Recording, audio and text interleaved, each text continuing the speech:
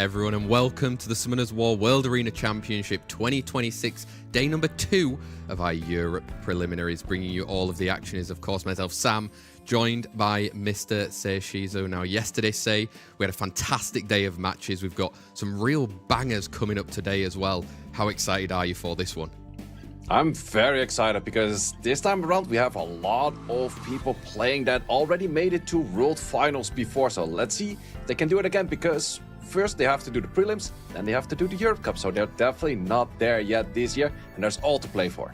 Definitely. It's like you mentioned there's some decorated players from Europe that are taking part today, wanting to get back onto that Europe Cup stage, maybe in those World Finals as well later on down the year. But what a fantastic weekend we've got. All of this to do with Summoners War. We are in our 10th edition of the SWC as well, so we've got another 6 matches coming up today. Yesterday, take us through it. We saw maybe some highlights, maybe some things that upset us a little bit with the stuff that was happening in terms of the play. Are you expecting kind of more of the same compared to what we saw over in that Korean qualifier? Well, it's difficult to say because stack pre-ban is definitely a different beast. It definitely makes something where, okay, what do I have to pre-ban that doesn't get played for any of those matches? And we have seen different styles with that already. Stack pre-banning going for counter picks, so those counter picks can't be locked in if you lock in specific teams. But what you can also do is just lock out cores where the main core unit isn't on the field for any of those matches. But let's see what they will do today. Exactly. These players have seen yesterday's competition already, so maybe you've taken some notes, a little bit of homework. And for all of you guys, as you know it by now, our preliminaries, we do have a double elimination best of 5, so you need a total of 2 wins to make it through to the Europe Cup. You're allowed 1 loss technically, but if you do lose today, you are going to be joining us next weekend, where the road might get a little bit harder to get through to that Europe Cup. We've obviously got a prize pool for all of the people that get to that Europe Cup, 1st, 2nd, 3rd and 4th, receiving some nice little money.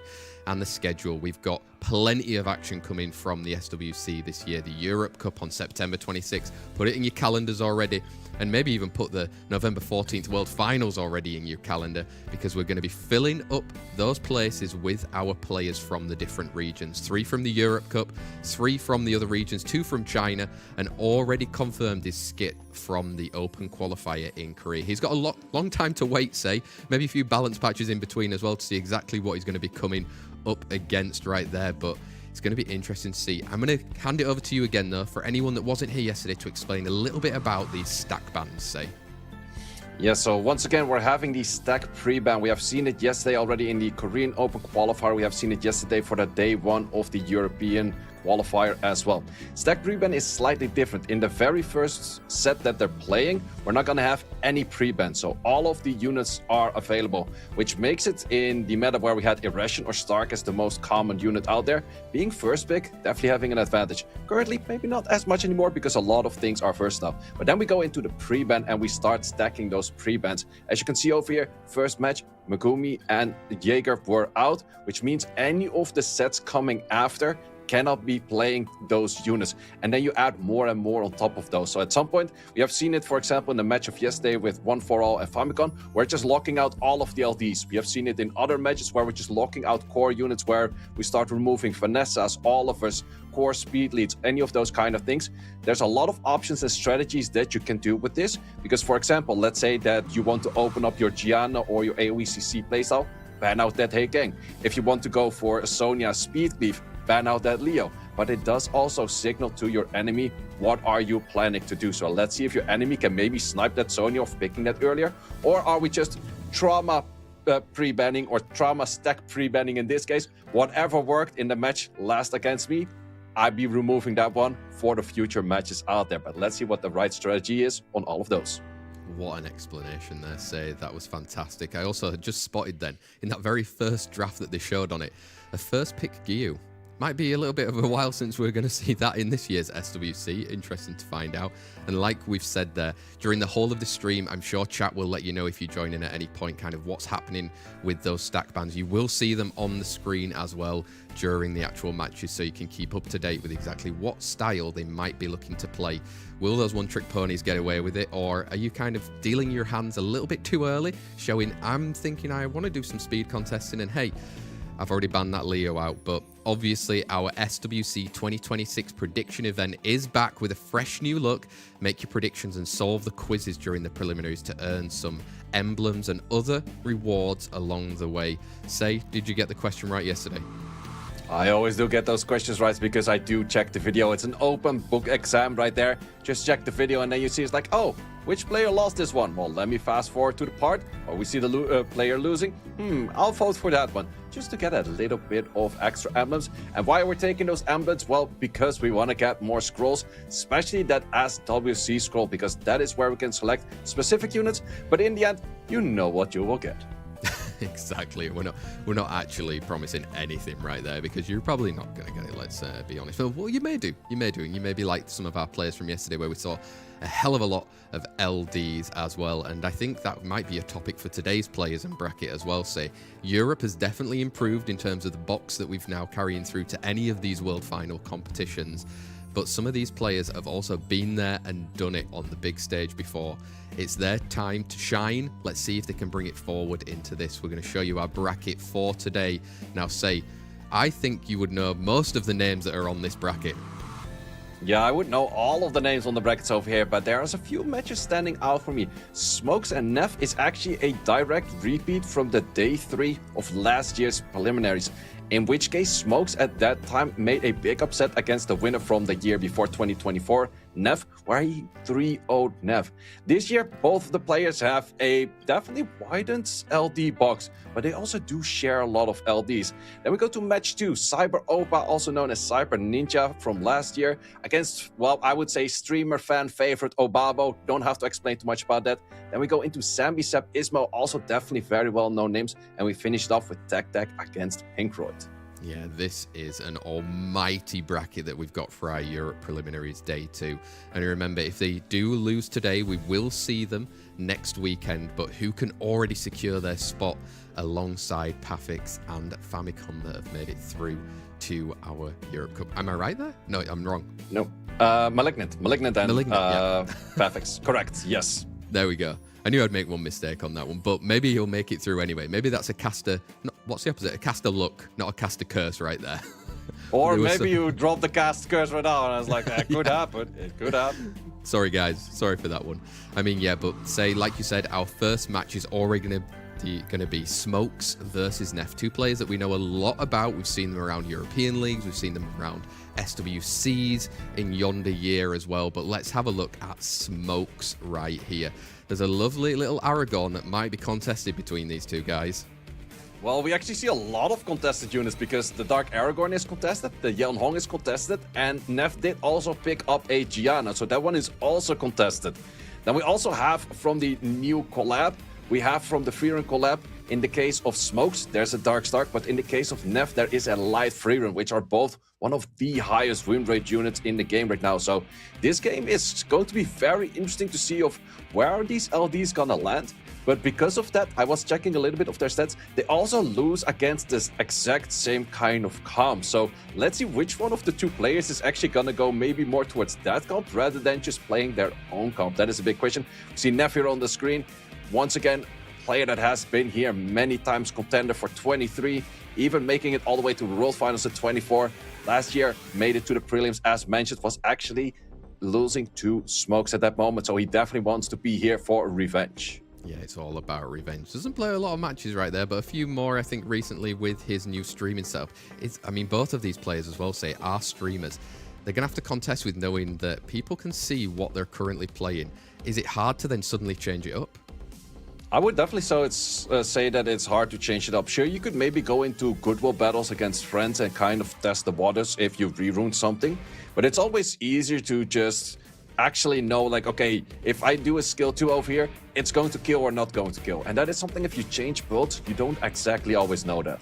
Exactly. Well, 2 LD Sackers, 1 semi-final spot. Neff's fridge might be the most famous in Europe, but you'd better keep it shut, because everything that gets near SMOKEZZZ could go up in flames. That Dark Aragorn being locked in very quickly there, Say, for Neff. Yeah, that was a 0.1 second lock-in right there. SMOKEZZZ playing a lot of Megumi on the leaderboards as well. Going for a very early Ragdoll. Also a unit that is shared between the two players, but normally see a Ragdoll in 3 and 4 position rather than in a 2nd position already, which is pretty interesting because Aragorns are not really known to be critting units. Neff could fully draft a non-crit team right now with a Shio, most of the time low crit. Vanessa's are higher crit, but it's still single target. So interesting drafting style on both sides already. Yeah, you can see it there. Quick answer for that Shiho as well coming out from Smokes with the Josephine. Obviously wants to kind of interrupt and cut him with a turn of its own. And Lima, recently buffed, say that's a lot of immunity and invincibility coming out. I'm loving that same A pick right there because normally Josephine, 3 turns on that shield, we just make it 1 turn. The Lima itself, one of the hardest counts on the Lima is actually a Seimei, so Seimei is probably not going to make it to the field. I'm not too sure about this Legolas pick though. I would have rather seen Neff go for a double support setup because he already has a good bit of damage packed up in the first 3 units. But let's see what Smoke says as a final unit right here. Yeah, he's got his final 5th pick, actually. Say over the last 3 seasons, they've played 6 times. Neff is winning 4-2 overall at the moment, but will Bella be the answer for Smokes in this one? Ooh, that's a dangerous Bella right there. I'm definitely aiming for the ban on that Seimei. She is a must ban, and if Seimei leaves the field, you probably have to respect that Lima on the other side, or you go for the damage, which is that Bella. Yep, yeah, you're going to take out the damage. Are you going to take out the protection right there? You've got a Legolas that can obviously steal some of that stuff as well, though, say. But, I mean, in all honesty, the first set is banning out the Josephine, and the Legolas has been banned out. So we've respected there the Seimei coming through. So probably going to have speed leads for both of them, the 28 and the 33 for Smokes and Neff. In our SWC 2026 Europe Preliminaries, it's the match 1 set 1 of day number 2. Interesting respect on that Legolas. I think he was expecting that to do a lot of damage, but now the big question, Shio, can you connect your stun? Does actually connect the stun.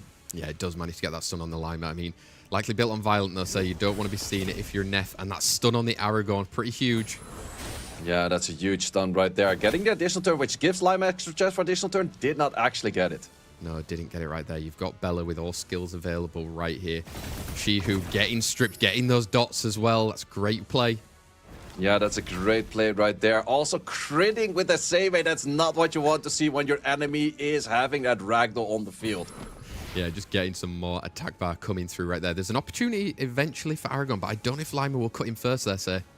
Lima will definitely cut in first because of that Seimei proc right, or the Seimei hit right there. Oh, but this additional turn gives the stun potential once again. But big question, do you send it off element? He's not sending it off element, going for the non-risky play right there. Doesn't manage to get the right stuns right there, so we have start of the end coming in and an additional turn on this Lima. Yeah, but that additional turn takes her out of that invincibility and the immunity right there. Like you said, Seimei being on the field is so protective for Neff. Yeah, Seimei is really good, but the big issue is the Bella doesn't really care about the Seimei. It's one of those units that just deals additional damage, artifact style of damage, so it doesn't matter too much. Also, this Vanessa is taking the procs that you would have rather seen on this Aragorn. Definitely so right now. We've got that life protect on the Shiho right there. It means you're going to have to eventually kill it probably another 2 more times after this, but it's worth it, I think. Yeah, he goes for it once, but then we also have the protection with the alter ego. Good damage coming on that defense break. Do we go for strips right now? Yeah, strips. Do you want to get some slows appearing on the field as well? Does manage to hit on the Vanessa right there. You can kill and maybe bounce. Yeah, you could kill and maybe bounce, but you also have to fear this Aragorn right now. If the Aragorn goes online, yep, we're pushing back that Aragorn, getting the additional turn, so probably some more pushbacks. You can go for the 5-shot right now. It's going to be a lot more damage. No, he's just trying to get pushbacks, but not a single pushback activated on that double hit right there. Yeah, feels bad when you don't actually get it from kind of using a different skill that was available right there. And he is coming fast, say. Oh, there you have it. We got the summoning of the Oathbreakers right there, lowering all of those cooldowns. Good damage flying in right there, but that's one of those things. Bella doesn't care that much about cooldowns because she just wants to use skill 1. Yeah, she's just providing that damage. So we've gone through one of the skill 3s from Vanessa right there. I mean, it's looking like it could be huge here. If you get another defense break, more damage in, Bella could be gone. Yeah, Bella could be gone. It's all about the question, where do we stack this skill to? We're definitely going to go for the Bella. Can we actually take it out right now? And not enough damage, but with this skill 2, you definitely do take it out. Great stun on that Lima as well. Yeah, huge to get that kill. Monkey surviving because of Seimei being on the field there, say. Yeah, that is what I said. You have to respect Seimeis. I'm a Lima player myself, and one of the things you hate the most on the enemy side of the field is that Seimei. Yeah, just eating it up, and Neff taking that first set point then against Smokes. It's not going to be a repeat of that day 3 from last year at the moment, say. Neff sitting on 1 point. Same, we said it in the draft, maybe was a must ban, but tried to play around it, did Smokes. Yeah, let's see what we have for pre-bans. It could be still going from Smokes towards Neff on that light Vern. That's definitely an option right there. On the other side, most likely Neff will respect that Lima and take out the Lima. But big question is Smokes going to be taking out a unit that he has seen in the previous match? Or is he preemptively taking out units such as a light Vern? Exactly like we said, there's so many LDs popping around in Europe right now. Neff going on an absolute streak, I believe, at a tour of Europe recently as well with so many. So there's a lot of options for the first stack ban in this match right here. And obviously you don't necessarily want to get rid of an Aragorn because you've both got them, but do you want them to have that pick with it as well? Lima and Fern. Yeah, we're respecting, I would say, the heavy hitters of the current meta. Lima is one of the most picked units with a high win rate. Fern is the highest win rate with a low pick rate. But then again, it's always one of those units you have to keep in mind. If this one is drafted, I gotta ban it. And once again, Aragorn is the first pick.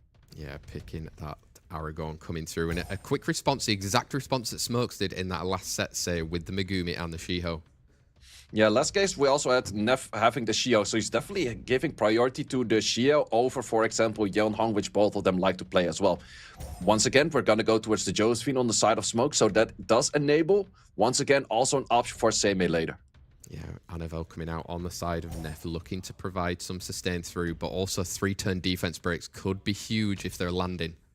Yeah, I'm liking that Anavel style right here. It gives a whole bit of protection, whereas most of the time the Josephine doesn't have the highest of accuracy. Could be on the side of Smokes that it might be there, but that is the big question. Also, Aragorn could be good against that Anavel, so drafts are still pretty even.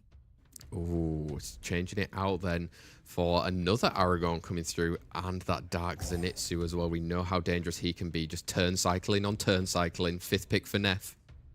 Yeah, it's also a great pair right there. Oh, we're looking at a Sonya, Sonya does mean that we're looking at a Vanessa ban. You have to ban it, otherwise it's just really not going to do all too much.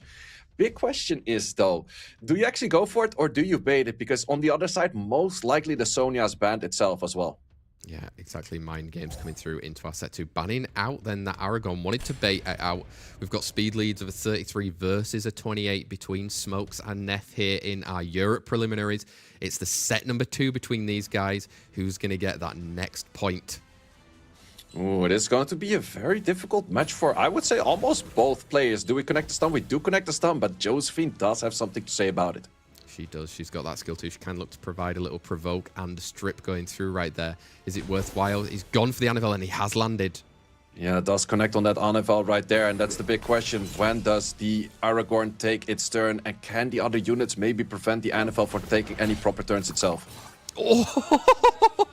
Ooh, that is a great sleep. And that's also a moment I would say just send it because you get good defense breaks across the board. You miss it on one unit because of the immunity, but that's a great hit right there. Yeah, those defense breaks lasting for 3 more turns as well right there. So you've got this Dark Zenitsu coming through, hitting everyone, getting the speed buff. But obviously, this is the moment where Neff can take an advantage. Yeah, that's a great advantage right there. Aragorn not taking the additional turn that Smokes so much need. It's all or nothing. Is looking like not that much all right now.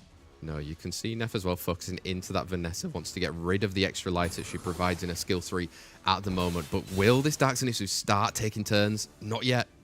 Not yet, and that's also the thing. The Ragdoll is on the field, so everything you do crit, even if you were to fully cycle right now, Ragdoll likes those crits on his allies and himself.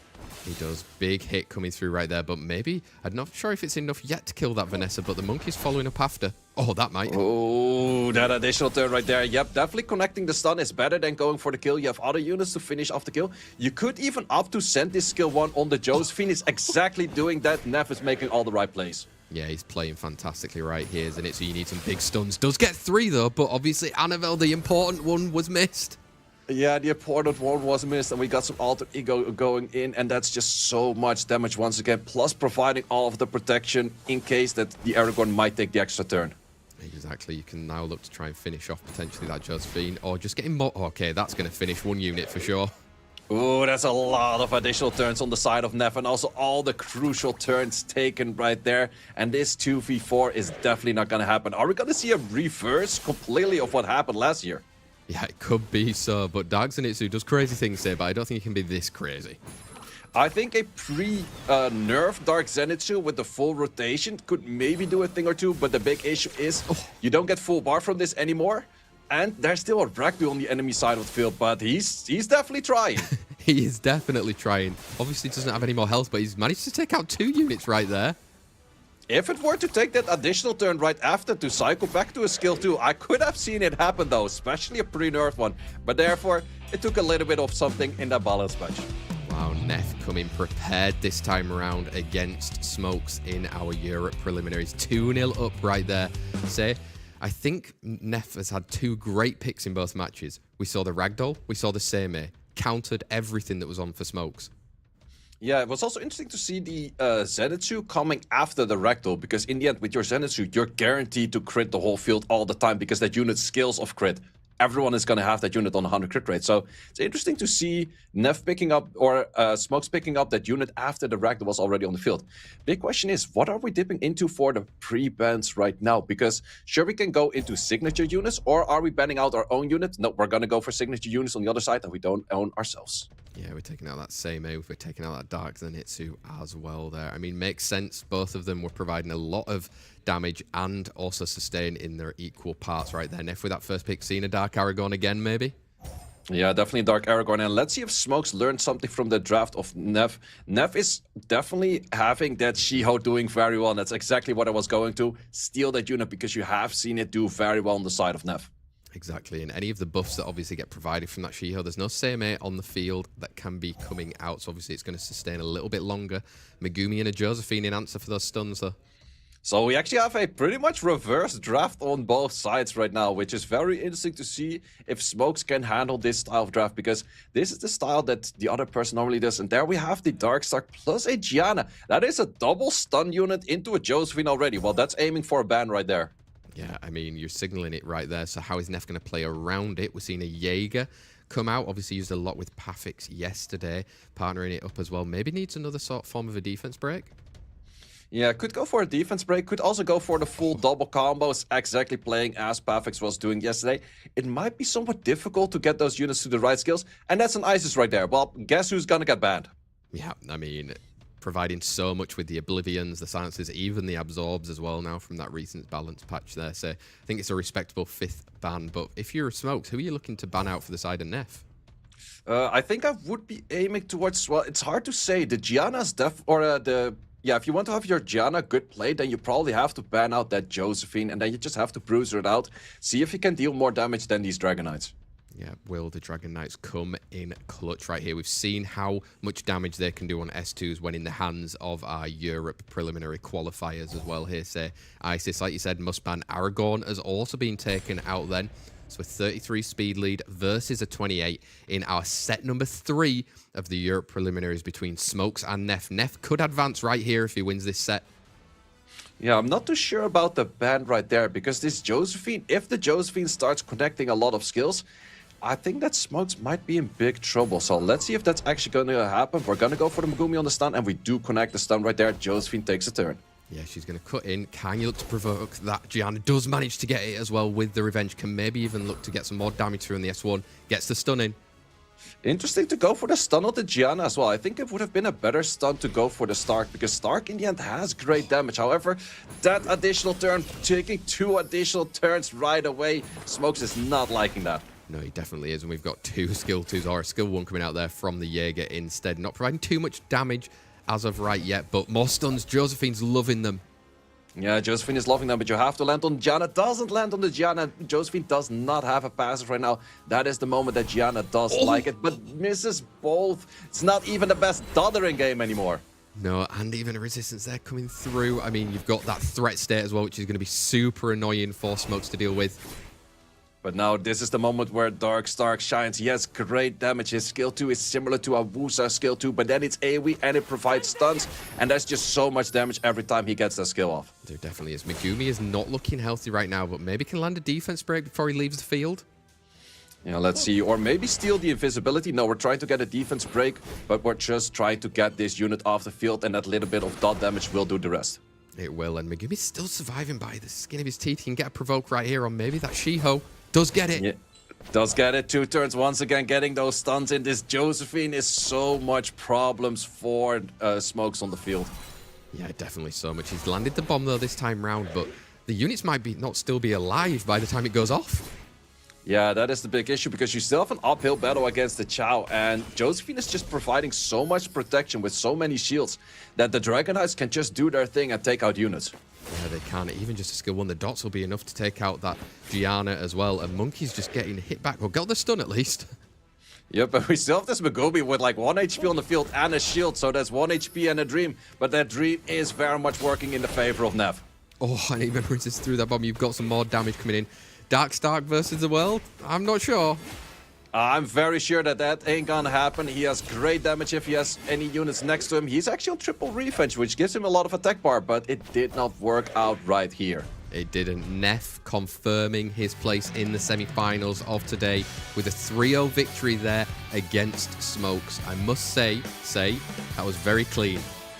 That was definitely very clean, but I would also say the additional turns on the side of Neff definitely did help him a lot, which sometimes make things look very easy. It's one of those matches like, oh, that looked easy.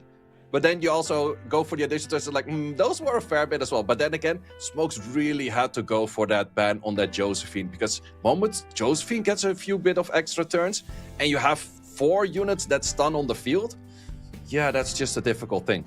Definitely is. It felt like the match of 3 missed bans during the draft, I would say. It's a Seimei, then you had the Ragdoll, and the Josephine, and all 3 kind of worked very well in the comp of Neff right there. But we won't be saying fully goodbye to Smokes. We'll just be seeing him next weekend, where he will be in that day 3 European qualifiers. However,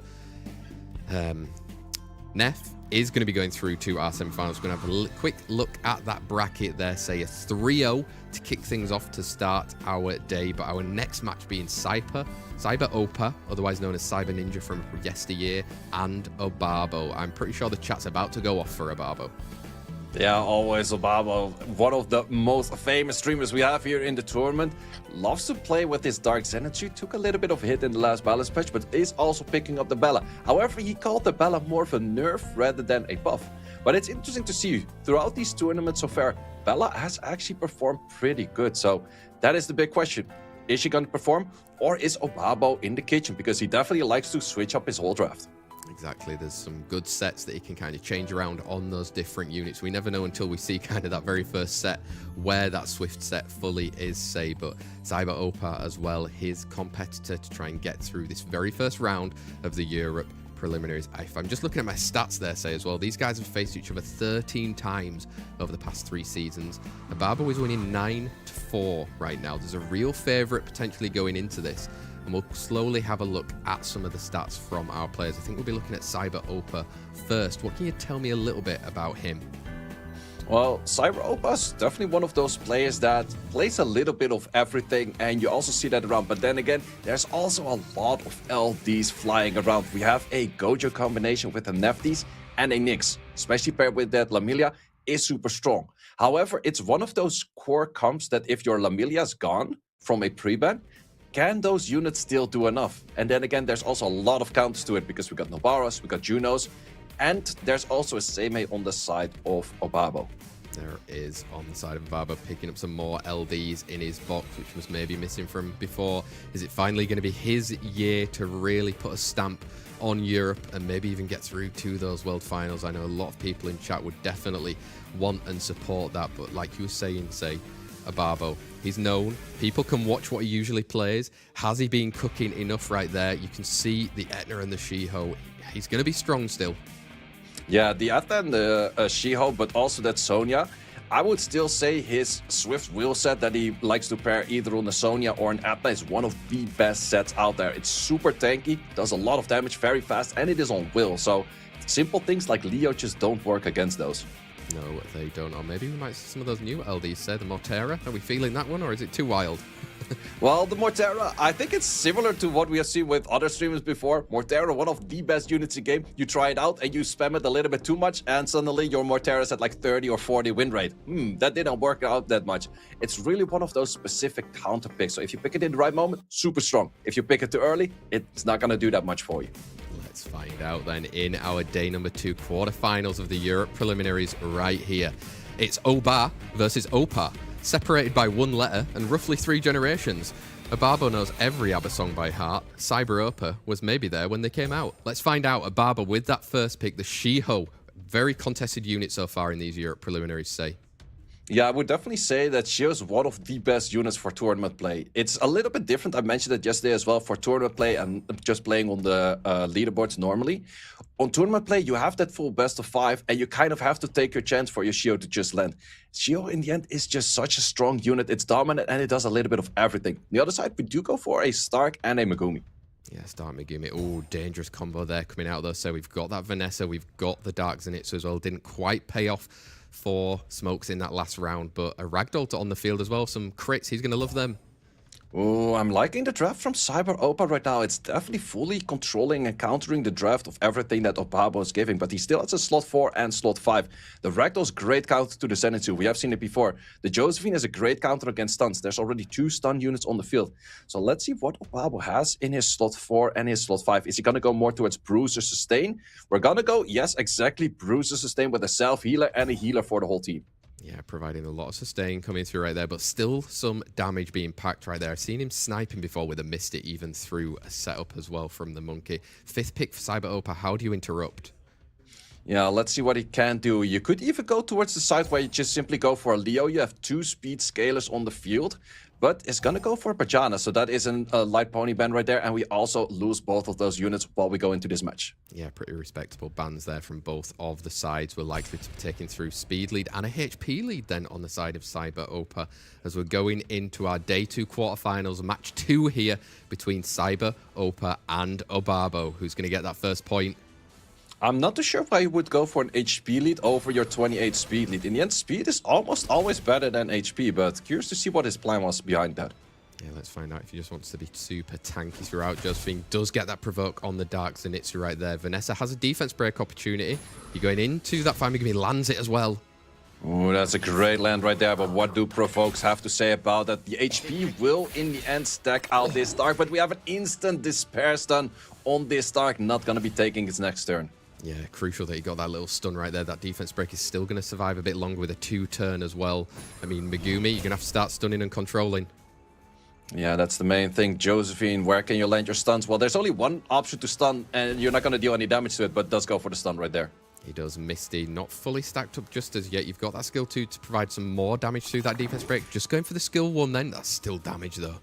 Yeah, that's a lot of damage. All you need is a defense break setup right there, but also the damage just simply coming in from the Zenitsu. In the end, Zenitsu had a slight damage decrease on that balance patch, but it's very slightly. It's still a great scaler on speed and crit rate. I was going to say, where did that slight decrease come from, say? Because I'm looking there, that's still a lot. Big stuns as well from the Shiho. That was a great all or nothing. Even the wrong element, everything is taken out. And his Zenitsu loves those setups with all of the defense breaks. This is definitely an uphill battle for CYBEROPA right now. Yeah, super uphill. And now we're maybe going to start turn cycling through with this Dark Zenitsu. I mean, Monkey's going to have that skill 3, can get off the Josephine and Ragdoll against 4. Ooh. Yeah, Ragdoll against 4 is definitely not gonna happen. Back in the days, people did like to go for Vampire Ragdolls, but even that, I don't see it happening because there's just so many stun potentials. Plus, there's a full hit on that single unit right now from this Zenitsu. Yeah, and he's cleaned it up right there. OBABO setting the stage with a 1-0 lead currently over CYBEROPA in this Europe preliminaries. Just shows how much damage he had there, say, and how dangerous that Dark Zenitsu still is.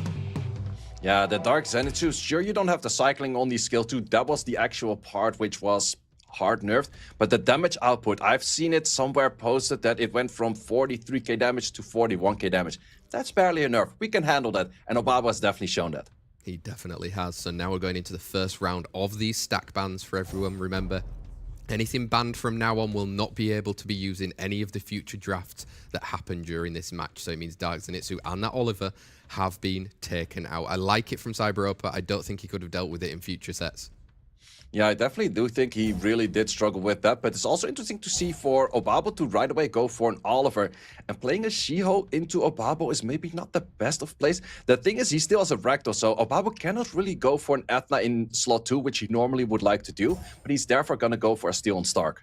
Yeah, Stark was still providing, what, 10k hits yesterday from some of those skill ones, say, providing a lot of damage through. CYBEROPA right now doesn't have the option of Oliver as a speed lead. He does have that Gojo at some point if he wanted it. Yeah, I could go for the Gojo, but we're actually going to go back to a good old trusted Megumi. So we have the Shio-Megumi combination right there. Big question is, does he go for more support route or does he go more for SCC route right now? Let's find out. Third pick coming in. Oh, we're going back to that fight in Asuke from yesterday. And he switched it out for the Gojo in the end. Interesting. I think he's thinking that OBABO is not going to take a Megumi plus a Vanessa, which is a very uncommon pair. So therefore, you can just leave it out if you don't like to play against it, or if you don't like to play it with it yourself. But then again, there's not too much setup for this Gojo just yet. No, not right now. And he's bringing some sustain through in the form of Annabelle and that light pony as well there. So, I mean, it's great, but probably needs at least one more damage in that fifth pick.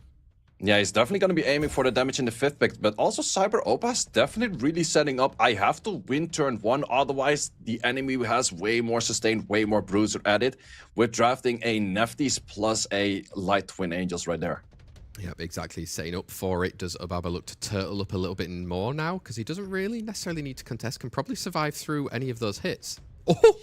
Ooh, that's a great opportunity for a Mortero right there. I'm not 100% sure if I wouldn't have rather just seen a Juno, but Mortero could be great, and it is also instantly respected, same as that Nephthys. Yeah, respect those units. Get them out right there. We've got a 24 speed lead versus a 33 going into our set 2 here of the Europe preliminaries between CYBEROPA and OBABO. Can OBABO carry on with these clean victories?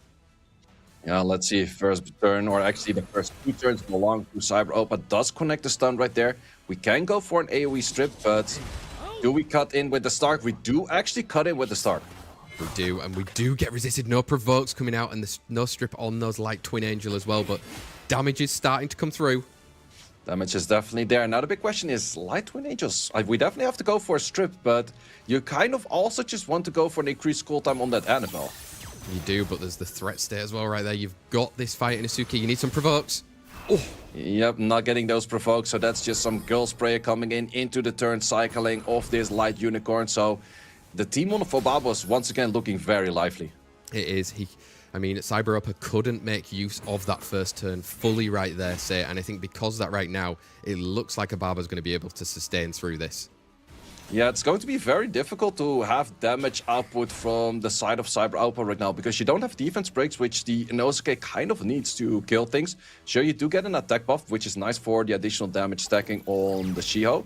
But is it going to be enough? That is the big question, because in the end, OBABO does have a lot of damage with this Stark.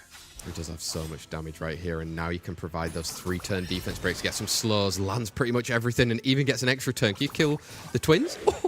Oh, instantly taken out right there. And also landing on the Inosuke is a little bit more difficult. It has a passive similar to a Nyx passive, but in this case did not matter at all. No, it didn't. There you go. The threat state is on that Stark. You're hitting through, but you've always got Vanessa to revive it, even if you kill it.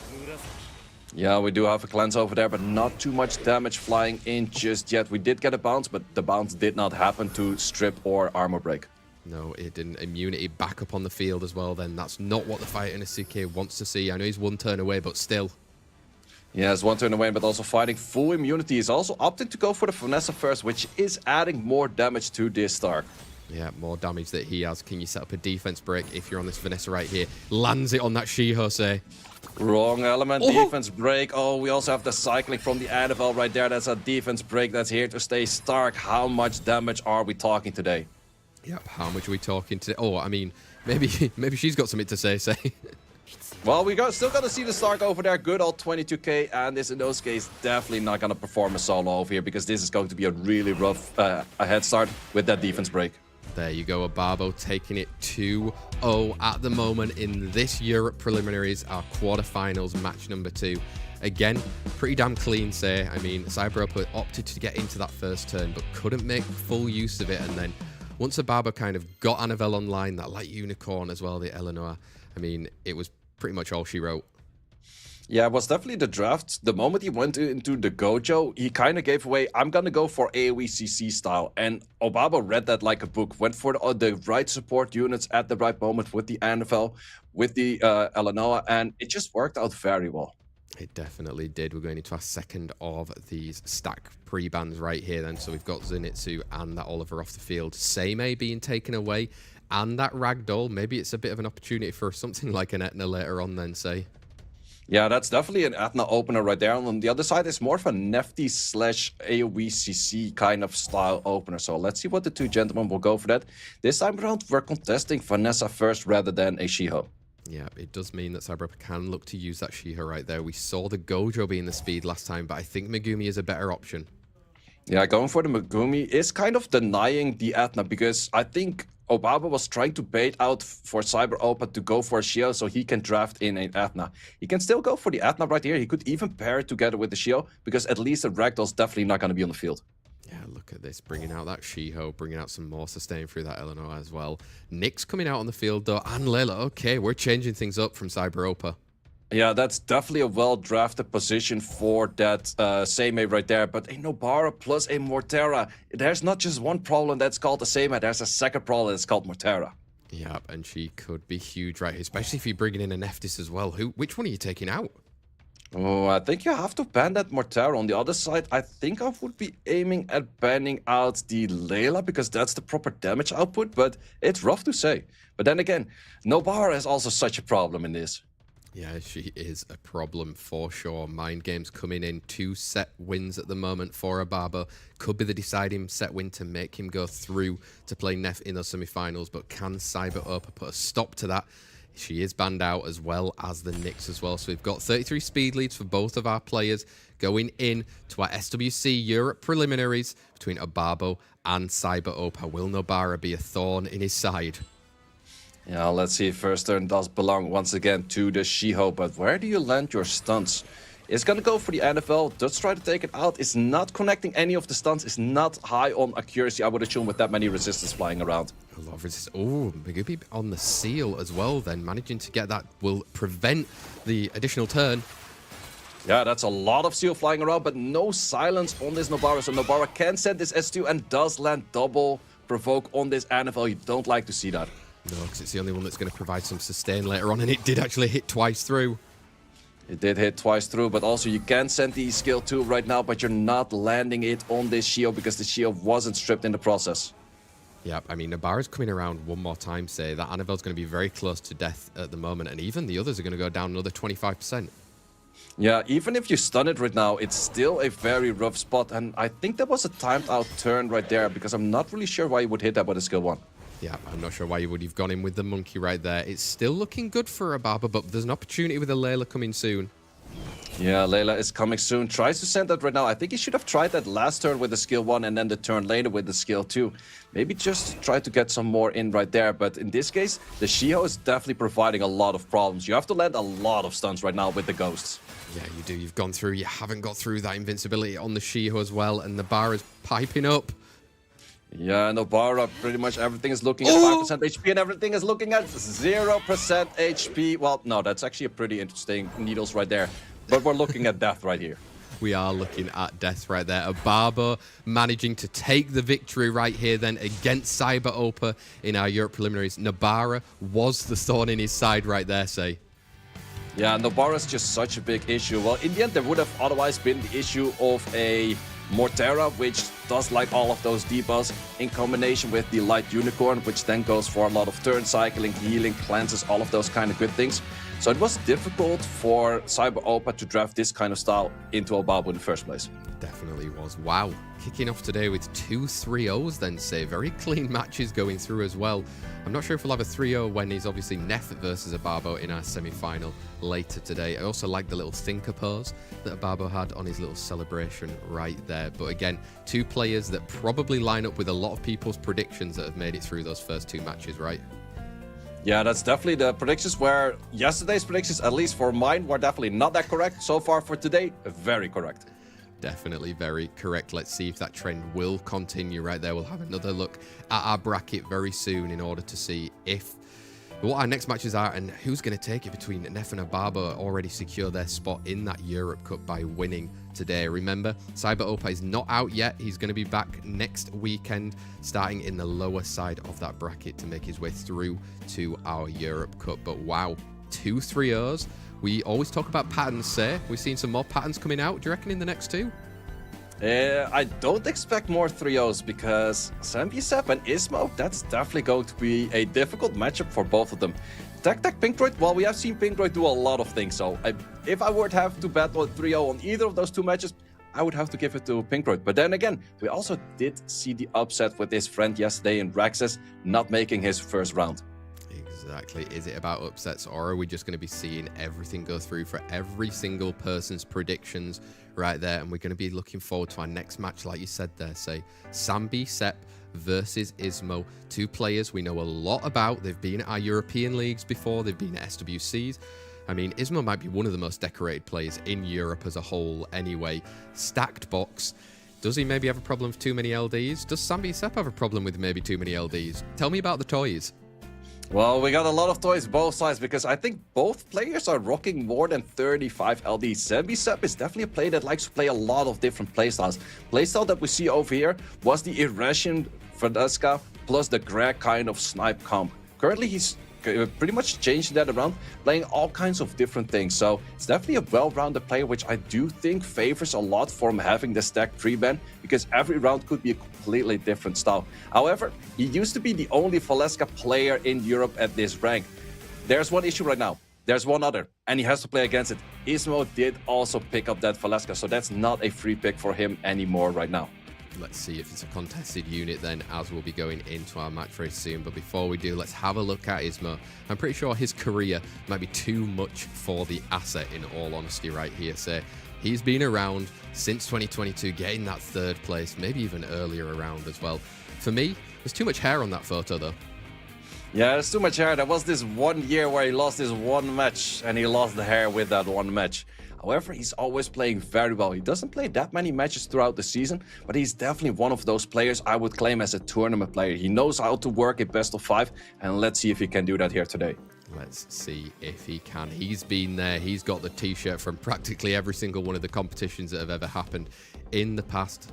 But I mean, these 2 guys say they've played each other 4 times over the past 3 seasons. ISMOO's currently 3-1 up right here. Let's see if that trend continues going into our match number 3 of today in these Europe preliminaries. SAMBSEPP's artifact look is utterly ridiculous, but you can't luck-sack your way past the herd. ISMOO's been milking Europe's top rank since before SAMBSEPP knew what an artifact was. Let's find out, say. Yeah, let's see what we have as contested units. Are we gonna go for a Shio contested unit? Yes, we are. So Valeska is not the most interesting thing. SAMBSEPP, are we locking in bruises already? Are we gonna go for an Angela right away? That would be a very interesting style. No, it does take it away. Going for more comfortable units in a Vanessa and a Stark. Please, no, don't show me an Angela. I do not want to see that, say. Don't even tease me. Don't even trick me. How's ISMOO going to look to respond then right here? Does he take his own speed lead coming through as well? Yep, we've got the Megumi. Well, we got the Megumi right here, but the thing is, if SAMBSEPP were to lock in a Valeska plus a Star combination, the best combo against that is Reflex with Shields.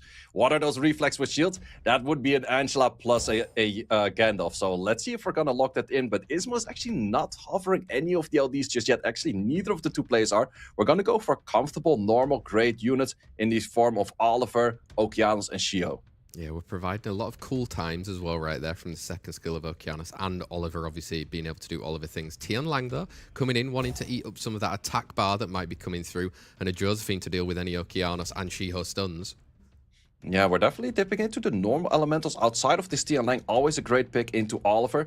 But then again, Josephine into an Oliver might be a little bit of a problem. And then what do we have on the side of ISMOO? Also getting for that Elena. Recently buffed, getting more attack bar right now, having more cycling. Then again, slightly bit counted through that Tian Lang, but there's a lot of passives on the side of SAMBSEPP already. There definitely is, and he's got this 5th pick to try and figure out how he's going to work himself around it right here. Then you've got your damage through a Stark, you've got some of your attack bar, maybe some more sustain. Okay, again, attack bar manipulation all over the spot. Yeah, I'm not too sure about this final pick, however, because you're kind of out-sustained already. I'd rather see you try to go for a little bit more damage. I do like the Jaeger over there, because there's a good bit of AoE hits, but also not too many AoE hits. Plus, you have to deal with that Oblivion. So I think you have to respect the Oblivion and ban it out. There we go then. It's going to be Elena out and it's going to be the Jaeger. So we've got 33 speed leads for both SAMBSEPP and ISMOO right here in our match number 3 of the Europe preliminaries right here. Let's see who takes that first lead. Yeah, let's see. Shio, of course, taking the first turn, followed up by that Annabelle. If we're connecting stuns, we're actually not connecting stuns. And I'm not necessarily sure if that's a lucky moment or an unlucky moment in this thing with the Josephine on the field. Exactly. You've got 2 units that you can look to get the defense breaks. Does land from that Annabelle as well. Maybe an additional turn you don't need right now.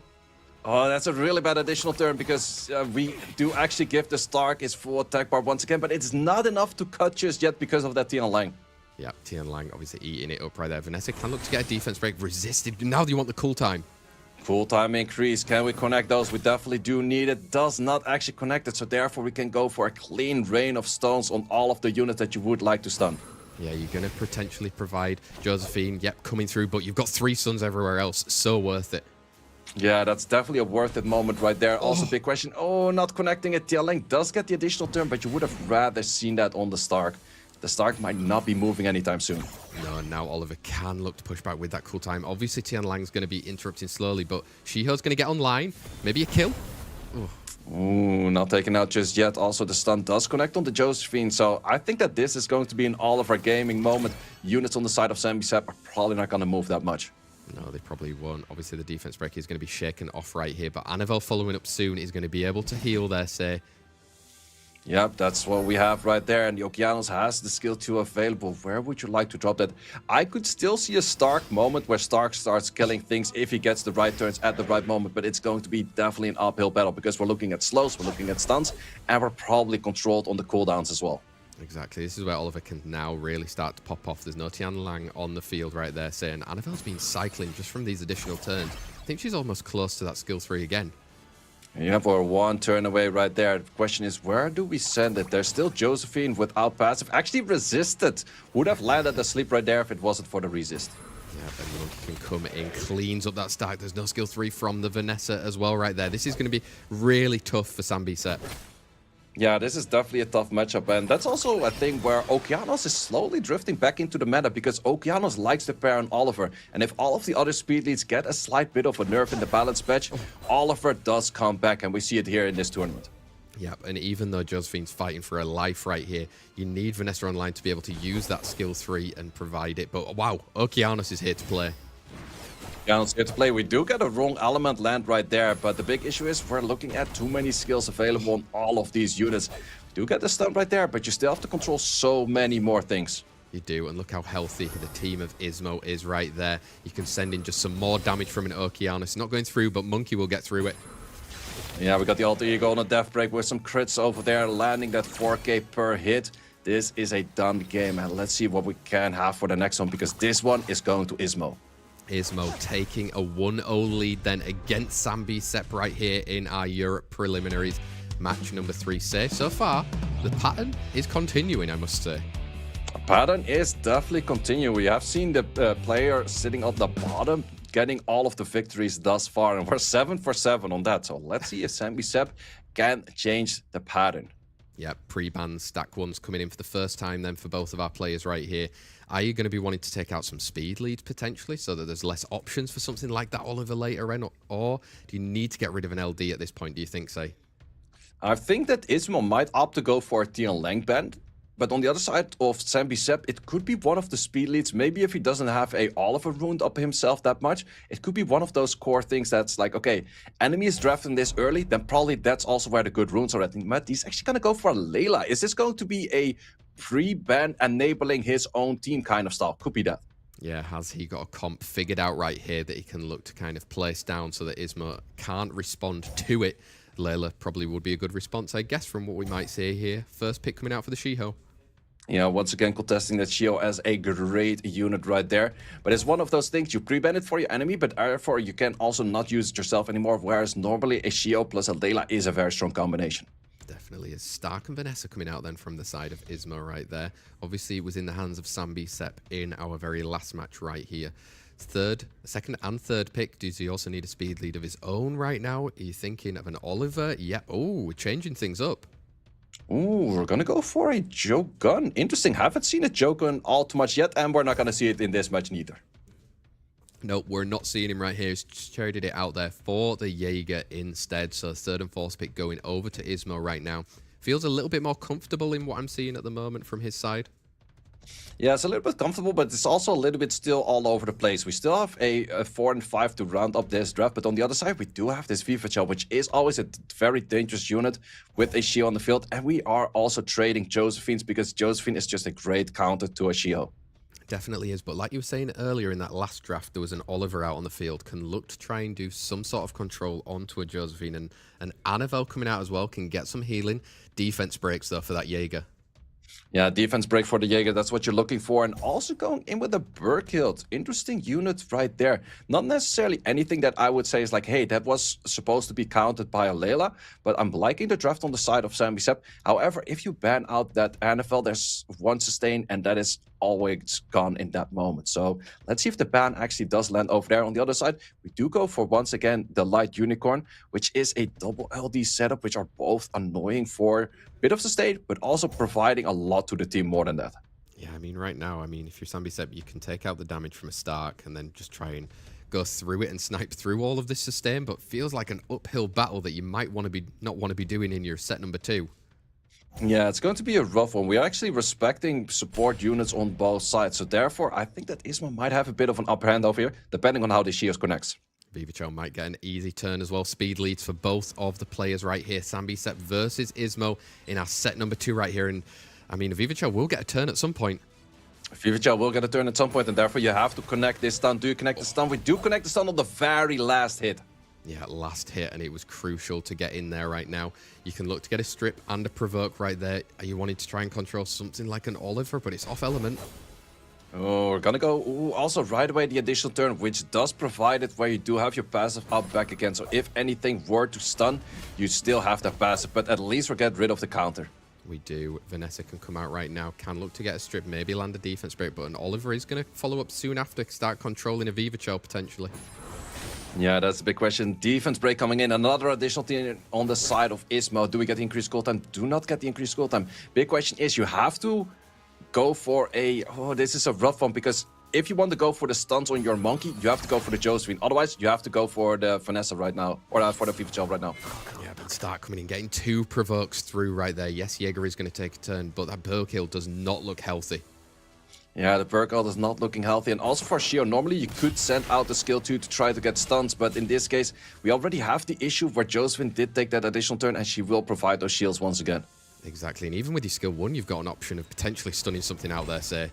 Oh! Or you do absolutely nothing in the all or nothing right there and Stark takes out units with 22k on the defense break. Holy. I mean, you've also got this Oliver provoked anyway, stunned throughout, so it doesn't really matter.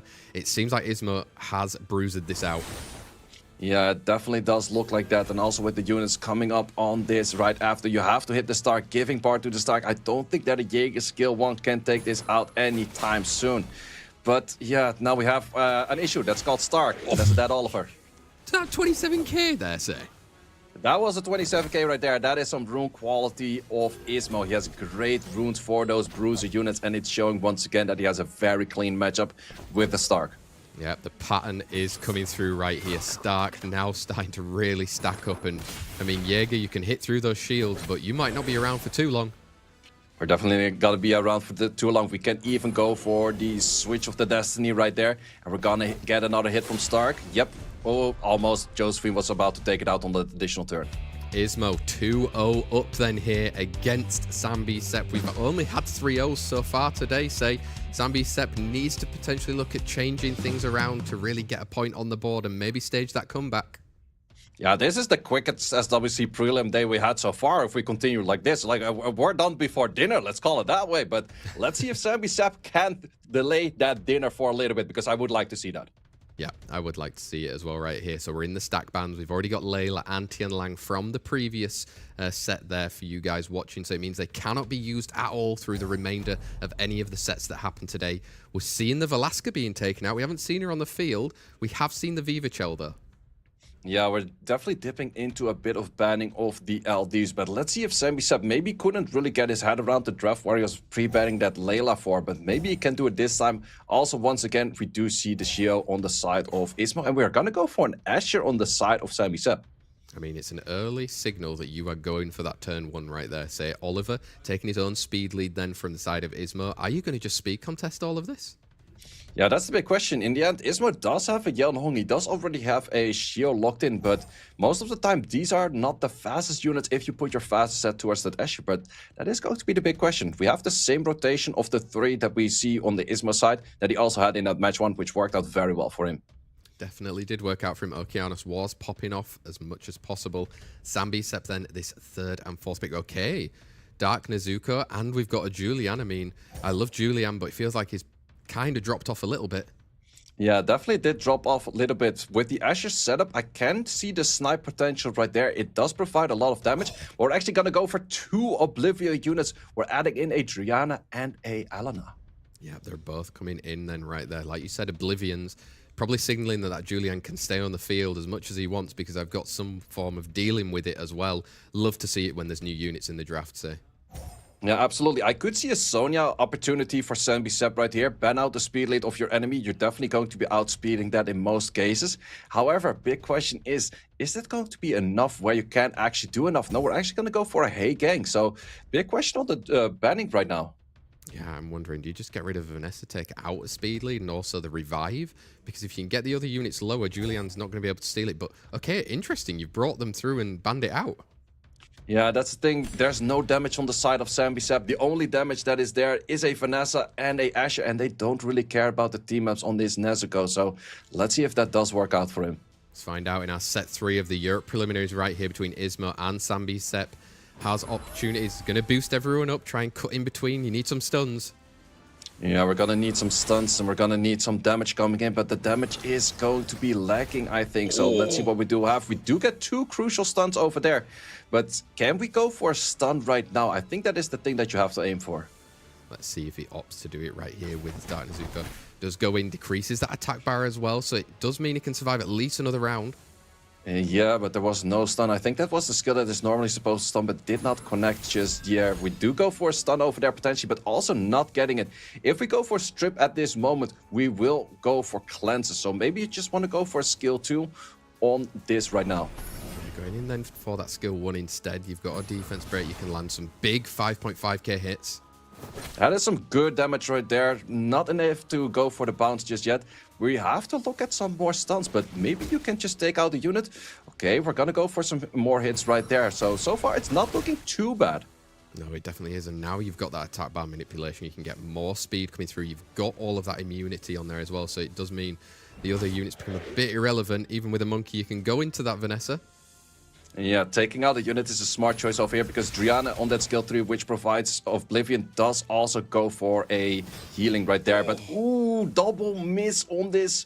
Okeanos was buffed to go for a double hit, but not if you double miss. Not if you double miss right there. And it looks like SAMBSEPP might be breaking the pattern of 3-0s so far in our Europe preliminaries right here. Say he probably wants to land that defense break, get it onto that Okeanos, and now cool times even. Cool times doesn't get the cool time, but that is good damage. Everything he does is chip damage. Where I was thinking he's not gonna have enough damage, but all of the damage he brings is just chip over here, chip over there, and so far that chip is working. Definitely is, and you've got more sustain from Escher as well. You can get some more healing, get some more speed. You're taking so many more turns than ISMOO right now.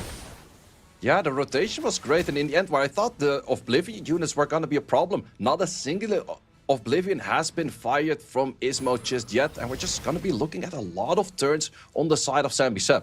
Yeah, exactly. It looks like SAMBSEPP has managed to get through on this one right here. Again, confirm your kills. Yep, confirming those kills, also removing the cooldown right there. We finally go for the skill 3, but skill 3 is a skill that goes something that you don't fully control. In this case, it did not do all too much, and neither are the other units of ISMOO in this case. Exactly. I think this could be all she wrote for ISMOO in this one. We're likely going through a 2-1 right here. Change things up, SAMBSEPP, in this one, say. I respect that. Yeah, I definitely do like it, and that's also what I gave him credit for before we started the draft in the first place, when we were showing the player profiles. SAMBSEPP is one of those players to suddenly just completely flip the script. We're not going to go Shields, we're going to go for an Asher, and we're going to go for a Julian plus a Nezuko combination. Okay, you remove the Julian, I still have my chip damage, and I like to see that where a player just completely flips his draft, and it does work out over here. Definitely does. He's brought it back to 2-1 then. in our Europe preliminaries right here. The next round of stack pre-bans will be coming in, and it is going to be locked in with the Escher and an Oliver then. So interesting, taking out the speed lead and the speed contest. Yeah, the speed contest, this is definitely one of those. We're not necessarily banning Escher, we're banning the speed set that is on the Escher. And let's play again from there. On the other side of Oliver, that's also an interesting one because both players have been contesting Oliver, have been contesting Vanessa. If we contested Shiho, the Vanessa will be on the other side. Definitely will, and that's why we see it there in ISMOO's draft so far, with that Windstark as well, being able to provide a lot of damage. SAMBSEPP maybe still needs another speed lead if he's got that Shiho coming through. Yeah, you definitely have to be looking at a Megumi right now. But if you go for Megumi, you might be getting a Josephine on the other side again. We're actually taking Elena. Plus, we're going to be taking a Tomoe. Once again, flipping the script. Wow, I mean, it surely signals that, yeah, you've got a Hagan coming out, maybe a Win Nabara as well to try and deal with some of this. Well, Winobara is a little bit tricky because there's already Oblivion on one unit. SAMBSEPP could easily add another Oblivion unit that you might not think of in that slot 4 and 5. I do like the Hagang, but the NFL is maybe a little bit protective of things that might be not taking a turn. But let's see what SAMBSEPP has cooking in that 4 and 5. Yeah, he has been in the kitchen, folks. We're cooking on heat right now. Okay, sir. Okay, that's a lot of single target strips paired up with an AoECC unit, whereas the first unit is also already AoECC. I'm not sure to what extent ISMOO might have like a Seimei or any of those kind of great units into debuffs, but we're actually gonna go for a Gianna, so I think he's signaling of trying to outspeed. Yep, he must be. You need to get rid of a speed lead as well to confirm against it right there. Gianna, if she... I mean, this will literally be who's faster. Yeah, that's the big question because SAMBSEPP kind of has to ban that Hagang. However, if this ISMOO Gianna is Swift and just banning out the speed lead, he will guaranteed outspeed with that Gianna on Swift, even though the Shio is a way higher base speed. So we're actually respecting the Gianna for that reason. Yeah, we respect it. We've taken out the Elena and the Gianna, so we've got speed leads 24 versus a 33 between SAMBSEPP and ISMOO here in our Europe preliminaries. It's set number 4. Can he bring it to 2-all, or will ISMOO go through to our semi-finals? There's always one issue with the Hagang on the field where you do not have any prolonged buffs later on in the fight. Plus, also, this scenario is very favorable for SAMBSEPP, and I think he's trying to play for that. If there's no buffs on the side of ISMOO, Hagang is kind of a lost cause and not adding anything to the table. Plus, this additional turn for ISMOO, you do not want to see it. You don't, but you're fishing for stuns. You get 3 out of 4.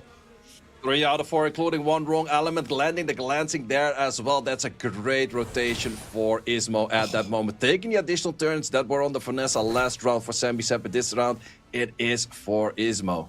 Yeah, and right now, Stark can come through, maybe just using skill 1. So much damage coming through right there. You've got glancing as well. Yeah, you got glancing, so you definitely want to go for a cycle. Does get the additional turn on this unit right here, but the water version would have been able to heal itself. This one actually does not heal itself. Yeah, Dead Horizon coming through. You do get those 2-turn provokes, they'll say, and Anivel might not be able to do it in time. Yeah, I think you have to go for a stun on the Stark. And wait, did it actually just heal itself? Either I missed something on the unit or it is on Vampire. No, wait, it's Violet. I probably missed something on the unit. Yeah, I mean, there we've got the threat state coming in. Could be annoying. You've got a Cigar following soon as well. Can really push back against it. This is like flipped twice. Yeah, this is flipping it twice. So far, the only issue is if you go for skill 3 right now, you would cleanse off that provoke that you might land later. Plus, you have glancing on yourself right now. So I think just simply going for skill. Oh, he does actually send the skill. Trying to get the provoke on the NFL. Does actually get the provoke on the NFL. But Stark is here to play next round.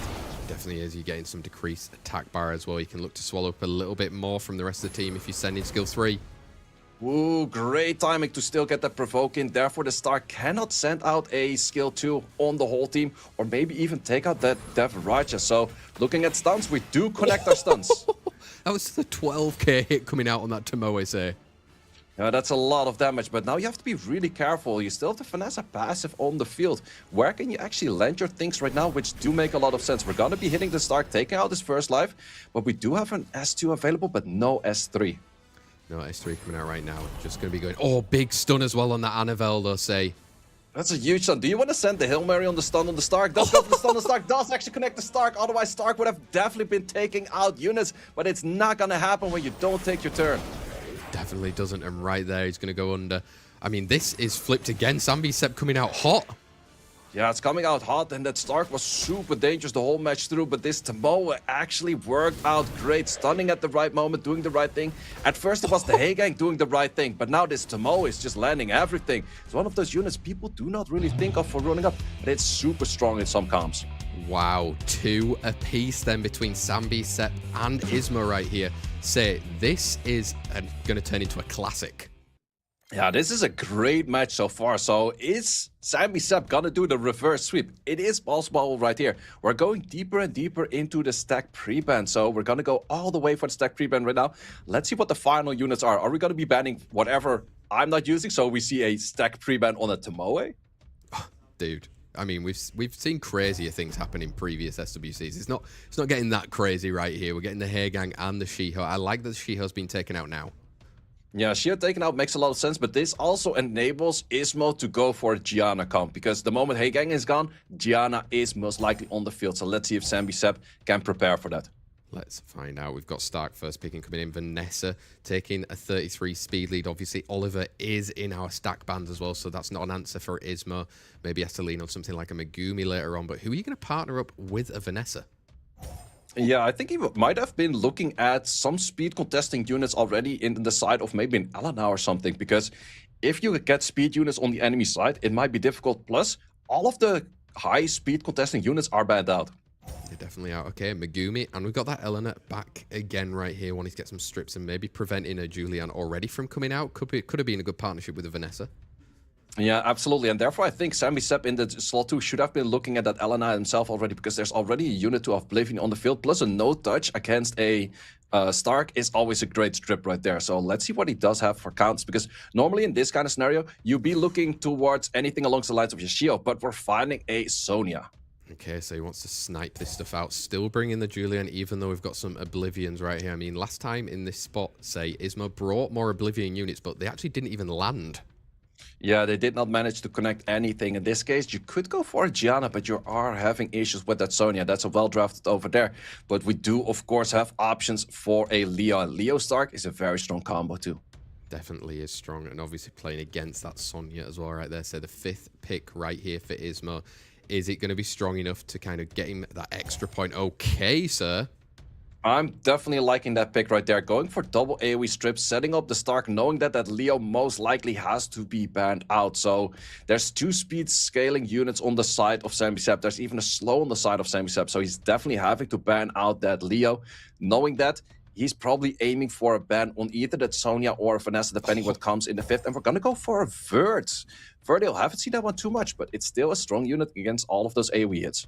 Hey, say, we might be in season 38 of RTA, you know, but there's always room for a Verdehill and a Leo in every game, right? Hey, in the end, especially with stack pre-ban, a lot of things are possible. We're actually respecting both of those units as well. Sonya, how much damage can you do, and where are you going to send it? 33 speed lead versus a 28 then here. The deciding set number 5 between SAMBSEPP and ISMOO. Who's going to progress to that semi-final? And Sonya, how much are you hitting? How much are we hitting, and where are we sending it? Because do we send on the Megumi? Do we send it on the Elena? We do send on the Megumi. And we nearly take it out, but it is 1 HP. Room quality of ISMOO shows that it's here to be alive and throwing off a skill 3. Oh my word, that was so huge for him right there. Again, you've got pushback. Stark's going to follow through by the slither of health there, say. Yeah, and getting also defense breaks, attack breaks on all of the units, including the Sonya. And now we're gonna get the Oblivion over there. Stark skill 2 with 1 unit nearly dead. That's just so much damage coming in. Plus the additional turn. Oh, we're gonna say goodbye to a Sonya. Wow. I mean, that just shows exactly why you need to be grinding everything on your runes there, say. Yep, we still have Julian something to work for. We do have an Annabelle coming after this hit, and we still have the protection from all of those units over there. So I think you have to send the skill 3. You have to take out this unit, otherwise you will be eating a stun, even though you do like to go for a heal at this moment. Yeah, this is definitely not over at the moment here, say. Julian's packing a lot of damage, and there's 3 turn defense breaks that he can hit into. Yeah, too bad. The main defense break that you were aiming for was on the Stark, but the NFL did not manage to connect anything on the Stark, so that's a rough position right there. And there's a slow on this NFL still, so do we get... Oh, we do get the extra turn. Do you have to send it on the Stark for the stun? I think you have to. Let's find out. Or do you just want to confirm kills right here? Like, say, this is a moment when you can look back and say you should have done this, but right now... Ooh. Oh, trying to confirm kills, but actually, once again, he is the CEO of 1 HP, but this NFL does have something to say about it. Do we confirm kills or not? It is definitely a unit. Oh, the additional turnover there. Well, now you can confirm it right there, but it is understandable. Most of the, or pretty much every Elena is not on violent, so you could let it live on a stun. Definitely can, but Julian, I mean, we were saying earlier, he maybe dropped off a little bit, but not in the hands of SAMBSEPP. Yeah, there's going to be a Stark skill to full power right now, but is that full power with this additional turn? Is it going to be enough? No, not enough damage just yet. But if you don't take an additional turn right now, there will be damage enough for this NFL to take it out. There is the additional turn, but you can only... Oh, this is it. He does set it, but doesn't connect it. He doesn't connect it, so it's confirmed that kill right here. I mean, Stark... This is why you were maybe in a balance patch recently. That's so much damage, but Julian can clean it up. SAMBSEPP taking a reverse sweep, say, 3-2 against ISMOO. Just showing how deep that box is. No one was prepared for it. You can see on the screen. Yeah, no one wasn't prepared for that one.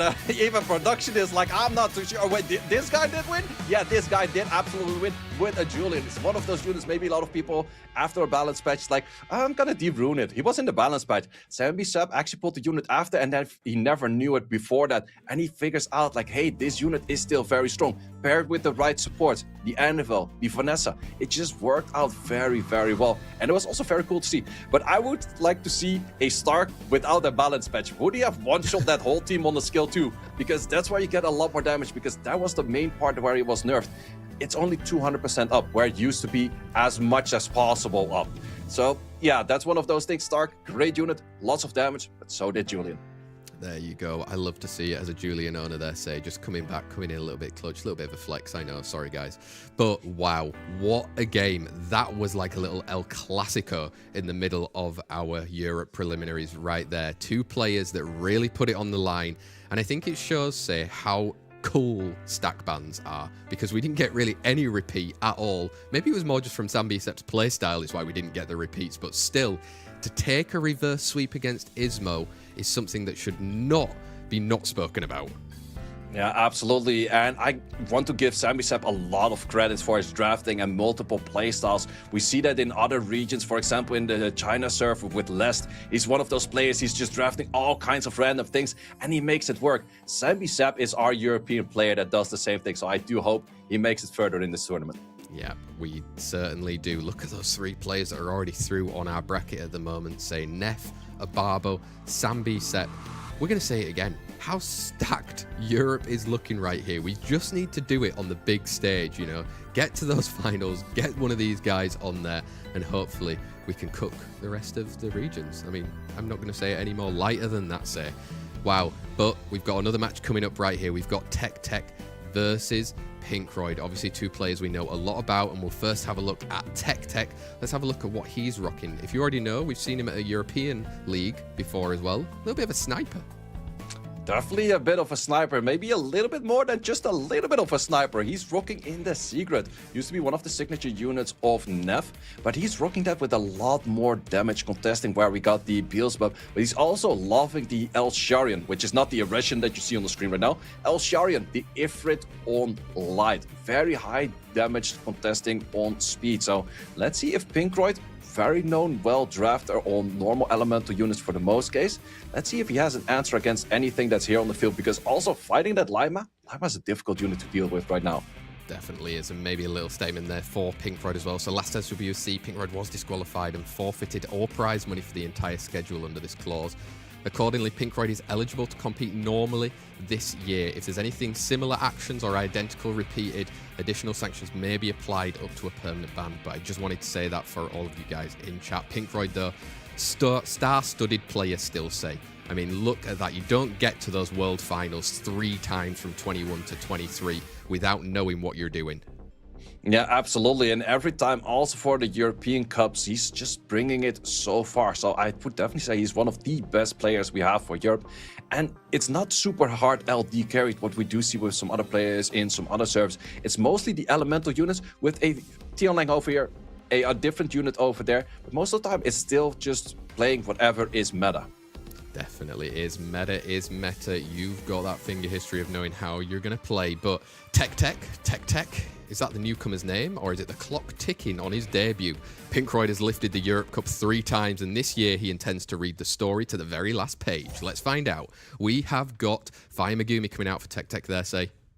Fire Megumi coming out for TEQTEQ, that definitely does signal into PINKROID most likely picking up a Xiao. We have seen it for a lot of these contenders. Xiao is one of the most important all-round units out there. But PINKROID definitely taking his time on the first pick. I'm not too familiar with PINKROID taking that much time on first pick. Most of the time, he really does know what to pick, and he picks it very fast. We're going to go for an... Ooh, we're actually going to go for a style that is Eretion, Lamila, Venton plus boosters. I mean, throwing it back a little bit, I would say there, though. TEQTEQ doing what he did in the European League, say. Elsharion and a Sigrid. Yeah, Elsharion and the Sigrid, I do like that style over there. TLN can maybe throw a little bit of issues at it, but in the end, Elsharion is going to have so much speed by himself that a TLN might not just cut it. So let's see if we do, in the end, pair it with that Shiho. Shiho coming out again, super contested in all of our Europe preliminaries so far, bringing a lot of action. And okay, sir. We are cleaving over here. We're counter-cleaving, we're main cleaving, we're cleaving any kind of shape or way. The Beelzebub that TEQTEQ likes to play is already counted out by the TLN, so definitely that one isn't going to happen. But let's see what he brings in the 5th. Are we going to go for more cleave units with this? Are we going to be cleaving? I mean, Etna as well, a signal that you're going fast. You're trying to get rid of units off the side of PINKROID early right here. What's he going to do in this 5th pick? I think you kind of have to look at something fire, because otherwise Athena is going to be a big problem. And I think that PINKROID is looking at a lot of problems on the enemy side. Okay, we're going to be speed racing, it seems. So Bans might be looking towards the speed leads. Yep, speed leads. So there's a Megumi, there's an Eretion. Eretion and Elsharion being on the field is a mouthful, say. Yeah, that's definitely a difficult one. First, when Eretion got buffed, I was calling it Elsharion at the first place. Now we have both on the field. It's not making our jobs any easier. But let's see what the two gentlemen go for the banning. Let's find out. You've taken a bit more of your time right here. We're in our quarterfinals, match number 4 right here. If you win, you go through to our semi-finals for the day, where you'll be facing off against SAMBSEPP. But you need to beat who's in front of you right now, TEQTEQ or PINKROID. Both those speed leads did get respected. So we're having like a speed race without the speed leads. Let's find out on these attack leads as well going into it. Our match number 4 between TEQTEQ and PINKROID. Who wins that race? Oh, race goes to the Athena, followed up by the Sonya. So that is a skill 3 opportunity for the capture. Does connect the capture with a lot of damage. He does get the damage through right there. You've got this Elsharion following up behind as well. I mean, if you kill, you're giving some stacks, but you're getting some immunity on your side. Okay. Oh, not enough cut from the TLN. TLN in most cases not too fast of a unit, but we're showing off all of the skills, not connecting a kill just yet. Nope, you need some strips if you want Elamelia to follow in soon. They'll say, is Tianlang the guy? Oh, TLN kind of is the guy, but we don't have a full stack Christina just yet. So curious to see if you're actually going to be sending out your skill. Does send out the skill. Good damage coming in is enough to take out 2 units, but Elamelia has something to say about it. He's going to go for skill 3. I think a skill 2 would have maybe done more damage. Yep, and right there, it does mean that Etna's going to be able to come out through. We have been cleaved there, say. TEQTEQ getting a 1-0 lead against PINKROID. Yeah, that is a very fast 1-0 lead right there for TEQTEQ. So definitely breaking the cycle right there with the players on the bottom and taking the first match. However, we are looking at stack pre-ban. First pre-ban, you remove 1 of the cleave units. Second pre-ban, you remove 2 of them. Does TEQTEQ have enough arsenal to be firing at PINKROID with those cleaves? Yeah, do you have 3 different types of cleaves ready to go? I mean, you're a top player, you've qualified here for Europe, so maybe. And I like that from PINKROID, taking away a Sigrid out of that kind of combination. Yeah, Sigrid is one of those core units, but there's still a few other core units that TEQTEQ likes to cleave with, but Sigrid is the most common one for him out there. So let's see what we do have. And are we also opting to go Vanessa? Because Vanessa in general sense for first pick is more counter-cleave than an Oliver or a Megumi. Definitely is right there. I was even thinking maybe a Megumi just to be annoying if you're getting any hits coming through. He's been doing obviously the Elsharion slowly along the way. TEQTEQ now with his first and second pick though. Yeah, let's see. We're going to go for the Megumi. Do we go instantly towards a cleave style, or does he play it similar to SAMBSEPP? I cleave in one round and then the next round we're going to Bruiser. No, we're going to go for Elsharion. We're looking at speed. I'm pretty sure, say, if you're a cleaver in this game and you have an opportunity to still cleave, you are still going to try and cleave, right? Yeah, you definitely want to try it, because in the end, then you're swimming in your own kind of swimming pool. You like the waters in that one a lot more. But then on the other side, we have seen it from PINKROID that Sonya is super fast. It was actually outspeeding a bunch of other units. It was just the Athena that was cutting in, but that was on an equal lead. Let's see if that is different. No, we're actually going to go Bruce aside from PINKROID. That is an opener for TEQTEQ to lock in more of those cleave units. Exactly, bringing the Annabelle with that Stark. We know it can provide a lot of damage if you are sniping out other units. You're giving it to that Stark. And you've obviously got that revive still with the Vanessa, but TEQTEQ right here, 3rd and 4th. This is usually where he was picking up that Sigrid, but changing it up for a Lima, so maybe pivoting right now. Pivoting, but I do like the pivot because Elsharion does like your allies and himself to have buffs. Lima provides one of the most buffs out there, and same for a Water Aragorn, so it is a bit of both. I'm liking that, but then on the other side, Seimei, I've mentioned it before, Seimei is the biggest counter against the Lima, because you nullify the skill 3 by a lot, but also the skill 2, all of the debuffs placed, you're just simply healing from that, and then adding that up with a Sonya, that is a great pick from PINKROID in 4 and 5. Yeah, that's exactly why he's been a 3-time champion before there. Say a 4th and 5th pick, really kind of putting the spanner in the works for TEQTEQ right here. He has that 5th pick. He knows that Etna is outspeeding a Sonya even without the speed lead though, so who do you ban? Well, it was equal speed leads, meaning that the Athena goes in front. But now we have a 28 versus a 33 speed lead, which already makes things quite a bit different. So maybe you still have to respect that Sonya. But then Seimei really could become an issue. Yep, so we've got the speed lead taken out, but we've also had the Etna taken out right there. So it's a 28 speed lead versus a 28% HP lead right there for PINKROID in our Europe preliminaries. This is set number 2 between TEQTEQ and PINKROID. We claim cleaved again. It might be. Where do you send your damage? Skill 1 coming in is enough right there to just prevent it for now. But I think with that pushback, does the NFL move in front? That is the big question. Definitely is. And I mean, right now, like you said, if you're using any skill 3s, Seimei is going to eat up all of those immunity and all of the buffs just to a 1 turn. Oh, was trying to go for a little bit of chip damage. Was thinking not going to be having enough damage, which is simply this S2 on the Sonya. But in that process, did get hit himself. Definitely did. Maybe it seems weird, but maybe you still have to heal right here. There's immunity out on the field, so no defense breaks are landing. Yeah, immunity is the best thing you can do right now. Going for the strip does get the strip on the shield. That's exactly what you do like to see because Stark can get some kills in, but full HP on the whole team means Stark is not dealing that much damage just yet. No, he's not dealing a lot right now, and it's still alive, that Elsharion right here. Do you want to even set up with a defense break somewhere, or he's going for the stun? Yeah, going for a stun, I would say on the Stark would have probably been the most interesting, but I think he's just trying to get rid of the unit. He knows the damage a lot better than I do on this unit, because I normally don't really see this unit at all. Yeah, exactly. It's one that we're not 100% sure of, but this Aragorn right here does have that skill too. Do you think it can confirm a kill? You can confirm a kill, but there's one big issue. You're gonna lose the unit to the Stark right after, and that's some great damage coming in, but you also lose all of your protection due to this Seimei on the field, so 2 units are wide open after this. Definitely are wide open. Let's see if he can make use of it. There's an opportunity to get some defense breaks, and he gets the slows right there. Oh, even if he managed to get an additional turn right here and stun the Stark, it would still be a big issue for taking anything out, because the Seimei has enough damage to just simply take out a super low HP unit. Exactly. You've tried to set up a bit of a cleave, but right now you're kind of surviving through, and I think PINKROID's looking very strong right now, say. Yeah, it's definitely looking very strong. The Elsharion had to live a little bit longer. We do get the defense breaks, but the defense breaks simply not enough. Even there's Nemesis triggered by just simply skill 1s on the Lima. Yeah, and he's gone in there. Oh, you can heal it away, but you don't even need to right here. So you can get some... Oh, okay. Well, that's the Oracle cycling that we're used to see. It was nerfed a bit at some point, but that was the maximum extent for what happens. But in this case, Lima's a great unit, but against the Stark, there's just simply way too much damage coming in.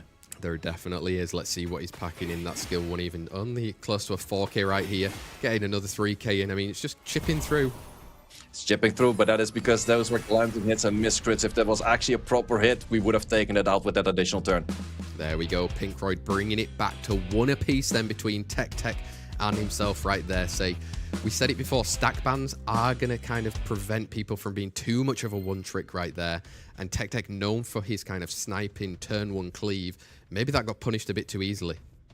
Well, that's also the thing. We removed 1 unit and it already looked a lot easier for PINKROID. Now we're removing 2 units, and the more matches we play or the more sets we play, the further we go into those pre-bans, and we're gonna lose. Interesting to see a Lima being lost, because removing that Elsharion would have probably been more interesting. Definitely would, but maybe he's got something cooking in the background right there with the same A also going out at the moment. It does mean you can look to bring some anti-cleansers, some more debuffs going around on the field. Vanessa locked in.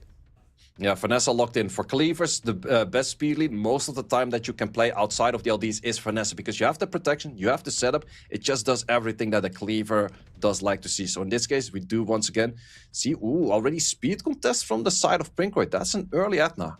It is an early Etna, but I don't think TEQTEQ has a ragdoll, eh?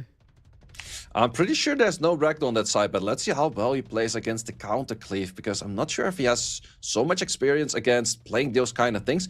He does have normal elemental units runed up in the form of the counters, which is this Josephine. Josephine coming out then looking to be annoying, kind of cut through, similar to what Megumi is doing on the side of PINKROID's field right here as well. Third pick going in. We're still sticking with that Elsharion.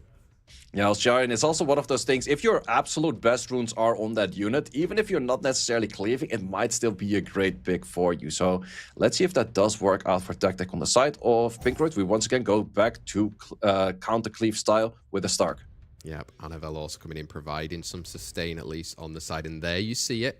We've got a Layla coming out on the field. He obviously pre-banned that same A at the start as well to try and play around it. But you've got to commit if you're doing it.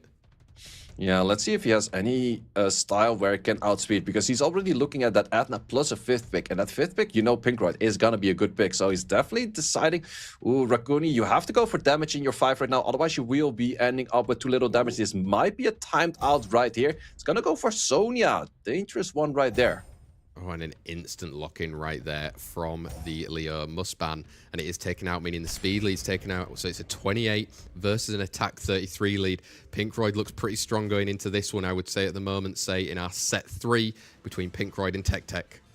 Yeah, this is definitely looking very favorable for PINKROID at the moment, but it does depend. Does he send an S2? That is dangerous, because there's no will on that Elsharion. It could be on revenge, but it does work out right now. It does work out, and you've managed to take out a unit. You can maybe take out one of your own later on right there, but I mean, now it's driving force for PINKROID. Yeah, this is definitely a difficult position, because sure you have the Elsharion, sure you have the speed buff. If you land defense break on the first hit, maybe you can take out the Etna, but you're stacking that Stark. You are, and I mean, immunity right now is maybe a bit of a waste for a heal. Going in for that skill 1, just landing it through. Yeah, I'm not too sure if this unit is on revenge, because if you're... there's gonna be big damage. Not big damage just yet, because Stark does not have any dead allies. Yeah, nothing dead on the field for him at the moment, and nothing on that Etna, and she's going to carry on cycling. Elsharion's going to be down. Yeah, Elsharion on the skill too. Most of these high-end Megumis are on crit rate, and with these critters, we do take them out. There we go. PINKROID 2-1 then has reversed it from that first set loss to TEQTEQ right here. I think it is showing that stack bans are going to be super important this year, and the cleavers, if you're not ready for it, you really have to play around it, and especially if you're up against a 3-time champion. Yeah, absolutely. And I would say the first round does favor a cleaver a lot more, because normally in your first round you would immediately already lose a unit, whereas now you can draft your whole 5 of cleave. But then from the second, third round on, it gets worse and worse for the cleaver. So you have a lot of preference in that first round. We have seen it with TEQTEQ taking that round super cleanly, but now it's just a difficult thing. And PINKROID is actually opting to not go for a cleaving unit, but he's going to be stealing the Vanessa, banning out the other speed lead, leaving TEQTEQ as a cleaver without any speed lead.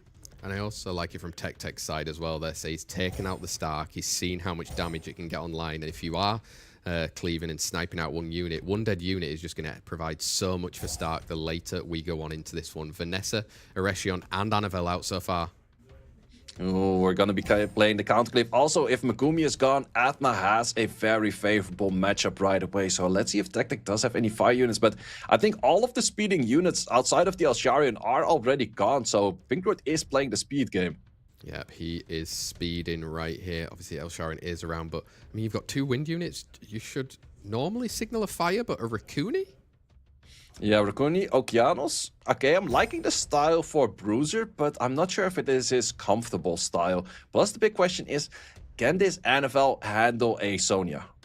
Can it handle a Sonya? Have you proofed it out? Have you gone in? I mean, we're so heavy on wind right here with going in with that Layla if he opts to do so right now. I mean, it would signal maybe some form of a Douglas, maybe even in a 5th. Yeah, Douglas, we haven't seen all tournament just yet, and he's actually switching it up for double wind, which I do like a lot more.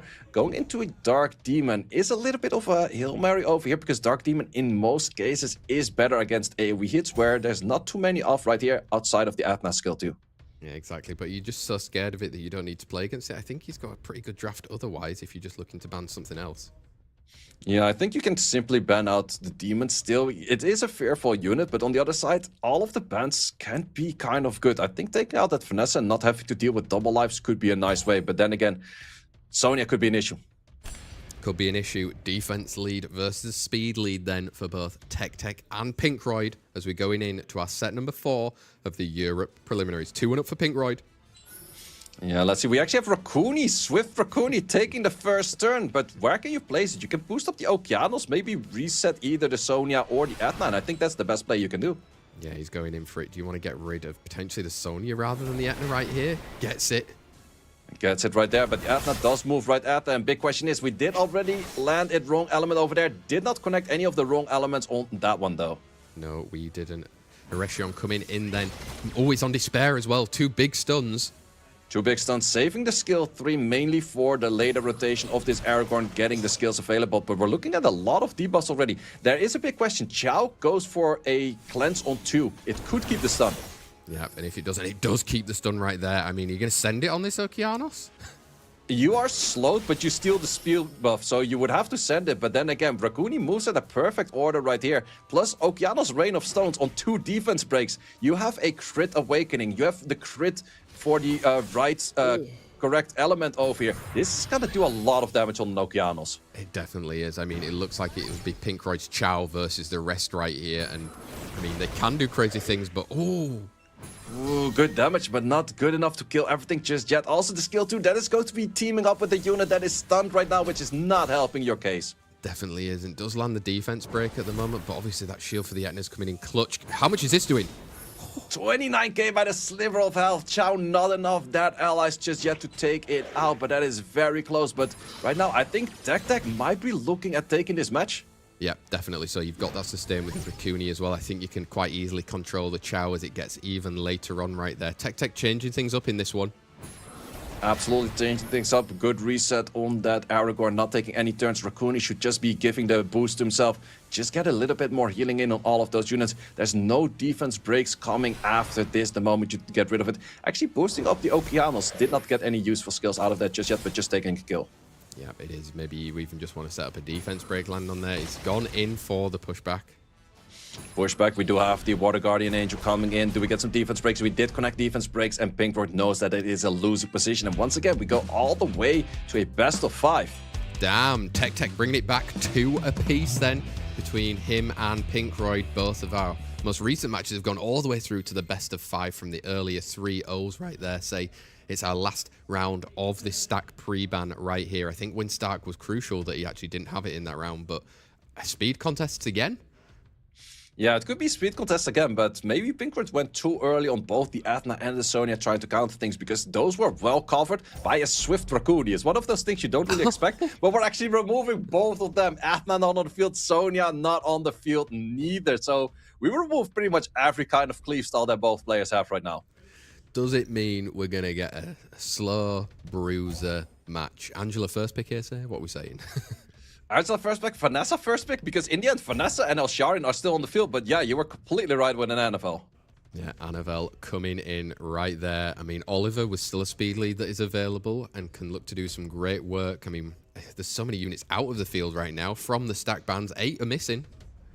Yeah, a lot of units are missing right now. There's still a Vanessa open, and there's still the Elsharin open. So those are units that...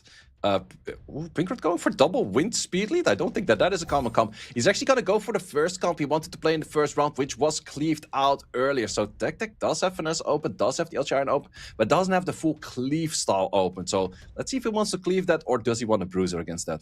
Let's find out. I mean, he's brought in that 33 lead, which is tending to go for the kind of snipe and cleave comps anyway. But this third pick right here, what you'd usually want to pick a Sigrid, was pre-banned first in those stack bans. So opting instead for an Oliver and Okeanos, stealing what PINKROID had in his draft at the beginning. Oh, Oh, that's a very good Charlotte, and his last pick is going to be a Chivo. It was a very common draft for the meta for a little bit. Did not really work out very well in Season 38, but with this many units in the stack pre-ban, it might actually be a thing, because most of the time you need to add a second strip in that fifth. That second strip in the fifth is most likely going to be a Chivo, so a Heigang would have been a great pick.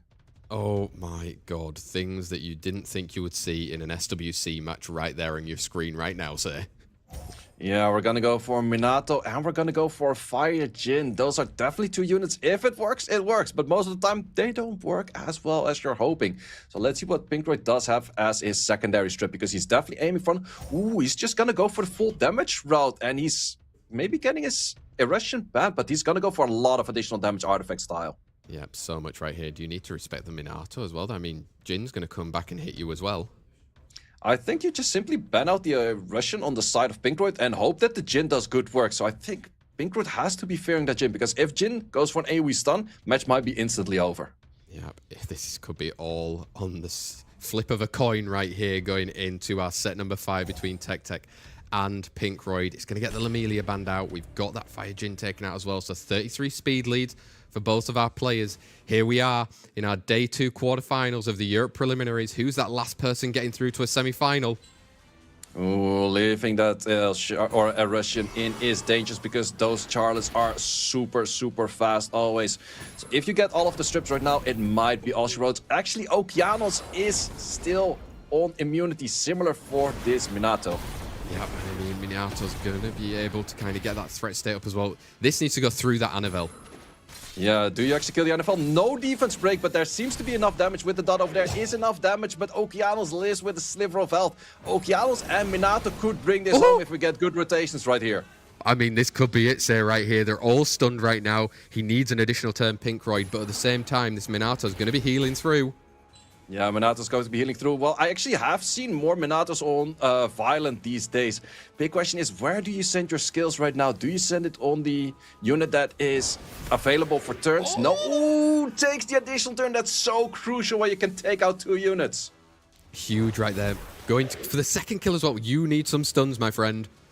You need all the stuns in life you can have. It's actually going to go for a skill 1. It's not going to take it. And that might be a really rough spot, because I don't think you're going to be taking that many more turns. In the end, Minato could be permanently stunned. You have to take out this Okeanos right here. Minato has to crit wrong element. Can you crit it? Does get a glancing hit right there. Yep, and I mean, right here, I mean, it's showing that maybe it's not on a Despair build, this Erection right now. Oh, it is! Oh, it is on Despair, and he actually does land the Despair right there with a clean hit coming after, and PINKROID is still taking it home on a 25%er. Wow, PINKROID taking the win then against TEQTEQ right here in our Europe Preliminaries last quarter-final match that we have. What happened? That was very close. Well, truth to be told, in the end, TEQTEQ was very lucky for the Elsharion not landing that many strips in the first place. So therefore, in the end, PINKROID getting his lucky moment where he had unlucky moments before. Hey, that's the fair game, and that's the game. And that might be one of those things, missing the double glancing, not taking out a unit. But then again, I think the Elsharion would have been soloing if he was going for that stun in the first place. Damn, like you said it there. That's why we love this game, right? Say you don't know until you're in the draft exactly what's going to happen along the way there. But PINKROID has secured his spot in our semi-final of today. TEQTEQ will still be back next weekend to compete against the other players that lost in the very first round of our Europe Preliminaries. And we now know our 4 players for the semi-final matches that are going to be taking place later after our break at some point. Say it's going to be Neff, OBABO, SAMBSEPP, PINKROID. Dude, they are some big names. Yeah, those are all the big names. And I would say for the SMOKEZZZ ISMOO match, that was the one that was a bit more of an upset. But the other 3 matches were mostly what I think people did predict as well. So let's see from this way on, because a lot of people would like to see OBABO win. But then again, he has to play against a winner of an SWC European Cup before. And same thing for SAMBSEPP. They have to be playing against winners of prior years. Exactly. People that have been there, done it before, got the t-shirt, got the codes and everything else that comes along with being a player at that top level say unbelievable. Now that was cinema, guys, and I'm sure you're super excited for those 2 semi-final matches that will be following very, very soon. Now obviously we want to say thank you for all of you for being here and watching along with us. So we might have a little coupon coming your way just about now. SWC ticket to Hamburg. We're going to get 100 energy, 1 mystical scroll, and 10 more SWC emblems. Remember, this year's Europe Cup is in Hamburg later in September. Say, are you excited for that one? Have you been to Hamburg before? I've been to Hamburg for a different event before, but yes, definitely excited for that. And gonna see how the crowd is there, because normally we go Paris, Berlin, Paris, Berlin, Paris, Berlin. Paris, Berlin, and I think that we had all of the years right there. I missed one iteration with Paris, Berlin, but now we're gonna go for Hamburg, so let's see how the vibe is over there. I'm definitely looking forward to it. Definitely will. It reminds me of the song From Paris to Berlin, and I won't need to go down that one, but Hamburg, maybe we can have some hamburgers whilst we're out there as well, you know? But yeah, for you guys, we're going to be going into our little break, prepping up for our semi-finals. Don't go anywhere. Make sure you get some snacks, a little drink, a little bit of a rest after that final match, and we'll see you after this coming break, guys. Ciao.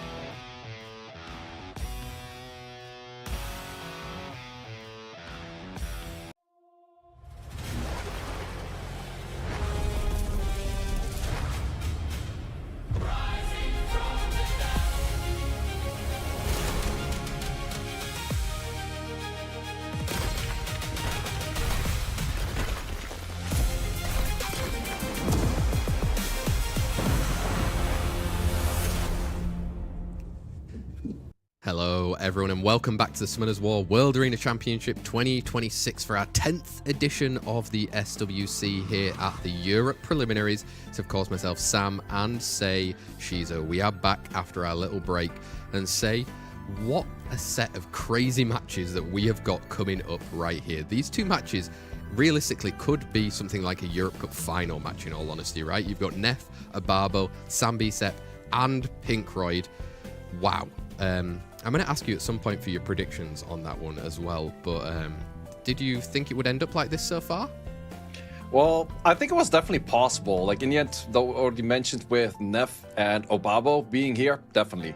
SAMBSEPP and PINKROID, on the side of PINKROID, for sure. On the side of SAMBSEPP, that was quite an upset to beat out ISMOO, but that was going all the way best of 5. Also interesting to see, top side of the bracket, all the way 3-0s. Bottom side of the bracket, all the way best of 5. So let's see what's going to happen over there. Exactly, a lot of matches that we've been watching today for you guys, and we've got 2 more to see who is going to qualify for that Europe Cup over in Hamburg. If you didn't already see it, the coupon number 1 was in chat as well. Make sure you redeem it. Let us know what you got in your summon as well there. But Nef and OBABO is going to be our next matchup right here. Actually looking at it over the past 3 seasons, Nef and OBABO have played a total of 5 times on ladder. OBABO's winning 3-2 at the moment, Is that a hint of what may be to come, or can you never underestimate a previous Europe Cup champion? Well, you definitely shouldn't be underestimating anyone at this level, but there's a different beast, and that beast is called stacked pre-ban. So stacked pre-ban definitely will change a bunch of things up, but it's also the big question, who prepared also for their second fight rather than only for their first fight? Exactly, you've got to probably have watched as well to see what was kind of happening through those previous matches. They don't share as many units, but I know obviously Nef getting a lot of LDs recently, it's stacking up a lot to see how OBABO is going to be able to deal with it. They're great friends as well, and we're going to be bringing it to you right here, the matchup, our Day 2 semi-finals between Nef and OBABO. The meatballs have finally reached Europe's most famous fridge.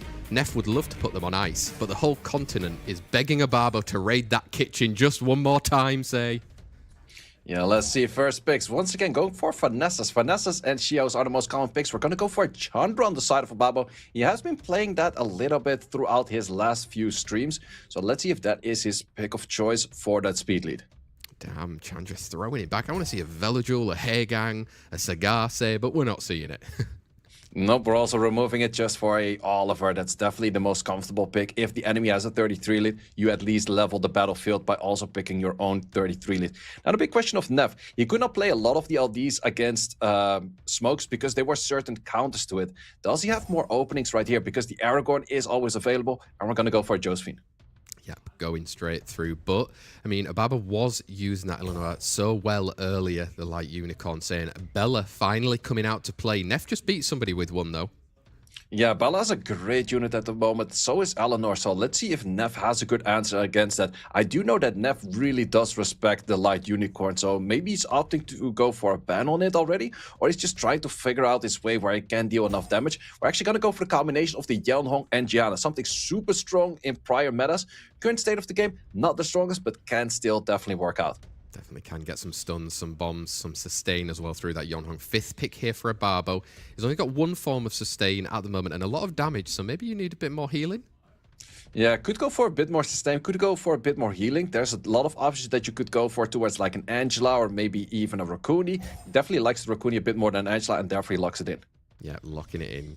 Also providing some speed buffs along the way as well there. But for the bans, you just need to get rid of that like Unicorn if you're so afraid of it potentially.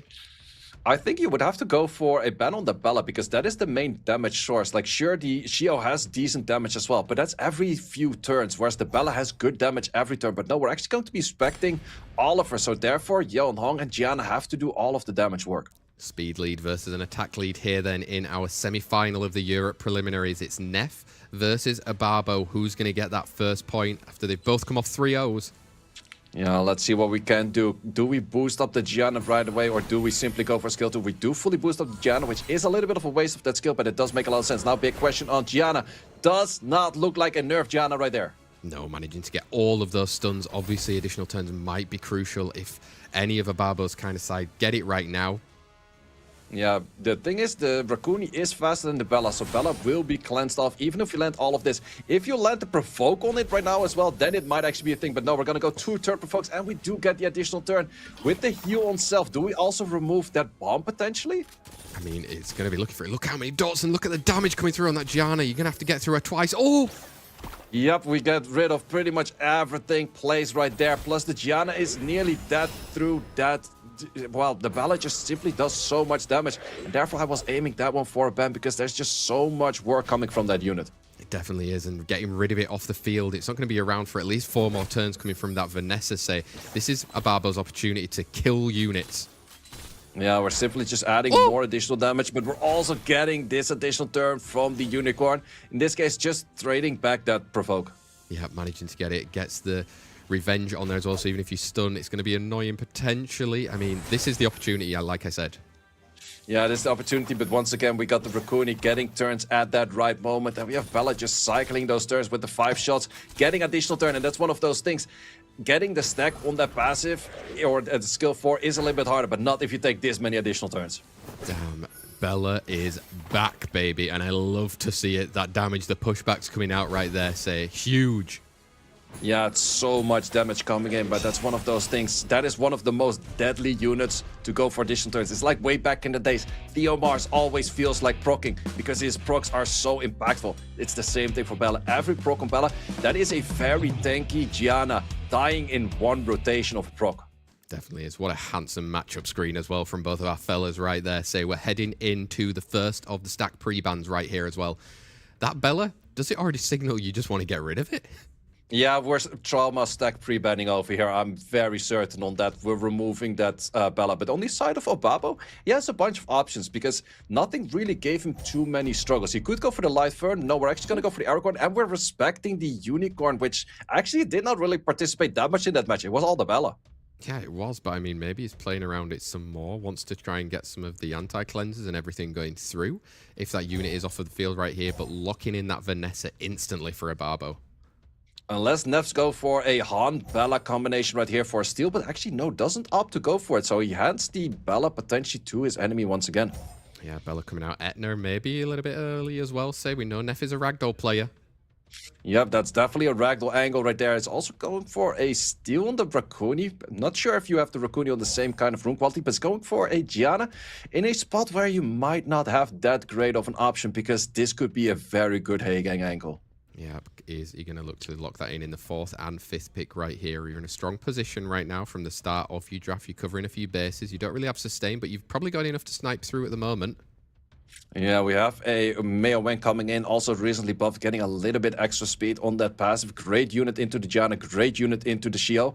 And a bike. No, actually taken away. We're going to go for a Wind Paul Phoenix. Great counter into the Oliver with cooldown resets, but let's see if it actually does work out. Yeah, if not, it's just fantastic to see a hairstyle like that on this SWC stage right here. 5th pick coming in for Neth then right here. Like you said, maybe... Oh, okay, we're bringing more damage. Okeanos out. Okeanos is a great unit over here as well, but once again, a little bit of pushbacks, a little bit of resets, so the Paul Phoenix does like that too. Are we aiming for a ban on that Vanessa, or are we banning anything else? Yeah, but let's find out. I mean, he's got speed leads to potentially take out, but I mean, Etna's likely fast as well if you've got a Shiho contesting against you on the other side right there. And like you said, Paul Phoenix is just going to be pretty annoying to deal with. Vanessa taken out and that Gianna then respected, so a crit rate lead and a speed lead going into our SWC 2026 Europe Preliminaries. OBABO 1-up at the moment against Neff, but let's see who gets that next point. Now let's see what we can do. Paul Phoenix is not having that much HP or not that much attack bar, but we're going to go for a stun on that bike as a first. Yeah, right now sending that skill 3 gets everything off that monkey and the stun, but obviously Raccoon is there to cleanse. Raccoon is there to cleanse, but let's see where we do want to send the next things. And also, you can reset Bella, but resetting Bella doesn't really add too much to the table. We're just going to go for a simple skill 1, trying to test the waters of what we can do with these reset units. Yeah, lots of stuns coming out there as well. Big damage. Does get the cool time as well on that Asher. It's going to prevent any healing later on, but this is where damage comes in. Yeah, so much damage. And once again, OBABO is on proc rate lead over there with that Bella taking all the additional turns. Yeah, I mean, you're against 2 fire units, but you're still sending it. You're going through. You can get into an Oliver or stun somewhere some damage. Yeah, this is even the moment you could stun any of the two units. Even the Okeanos, you could stun it, but there is the Rakuni to cleanse it off. However, big issue is Okeanos did already send the skill 3, so you have no skill 3 available right now. Plus, you're fighting that Paul Phoenix. The moment you reset anything, things are gonna happen.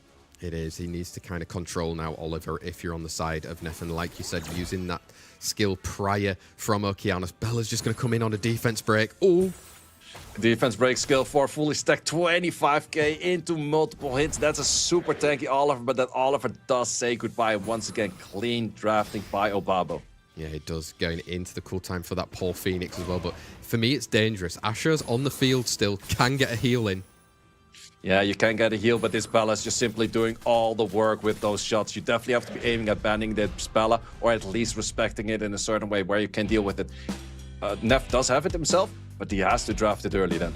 Let's find out. 2-0 at the moment for OBABO right here.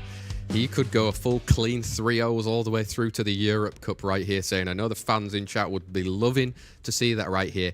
If I don't see a Bella on that stack ban, I'm going to ask what is going on in the world.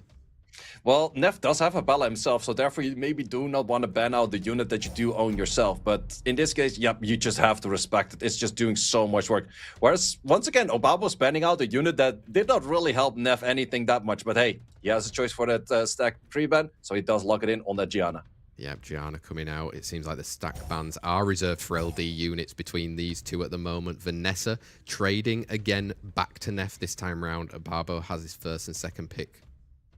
Yeah, let's see if we go back to a She-How Oliver combination that he locked in prior match when the Vanessa was on the side of Neff. Or does he maybe still want to go for that Chandra? At least he's not facing the Bella right now, so the damage from OBABO has come elsewhere. He's actually going to go for a Water Twin Angels. Twin Angels coming in then, 24 lead. Heavy on the water at the moment right there. There's second and third pick that can come in for Neff. 2 waters. Stark's a pretty nice one.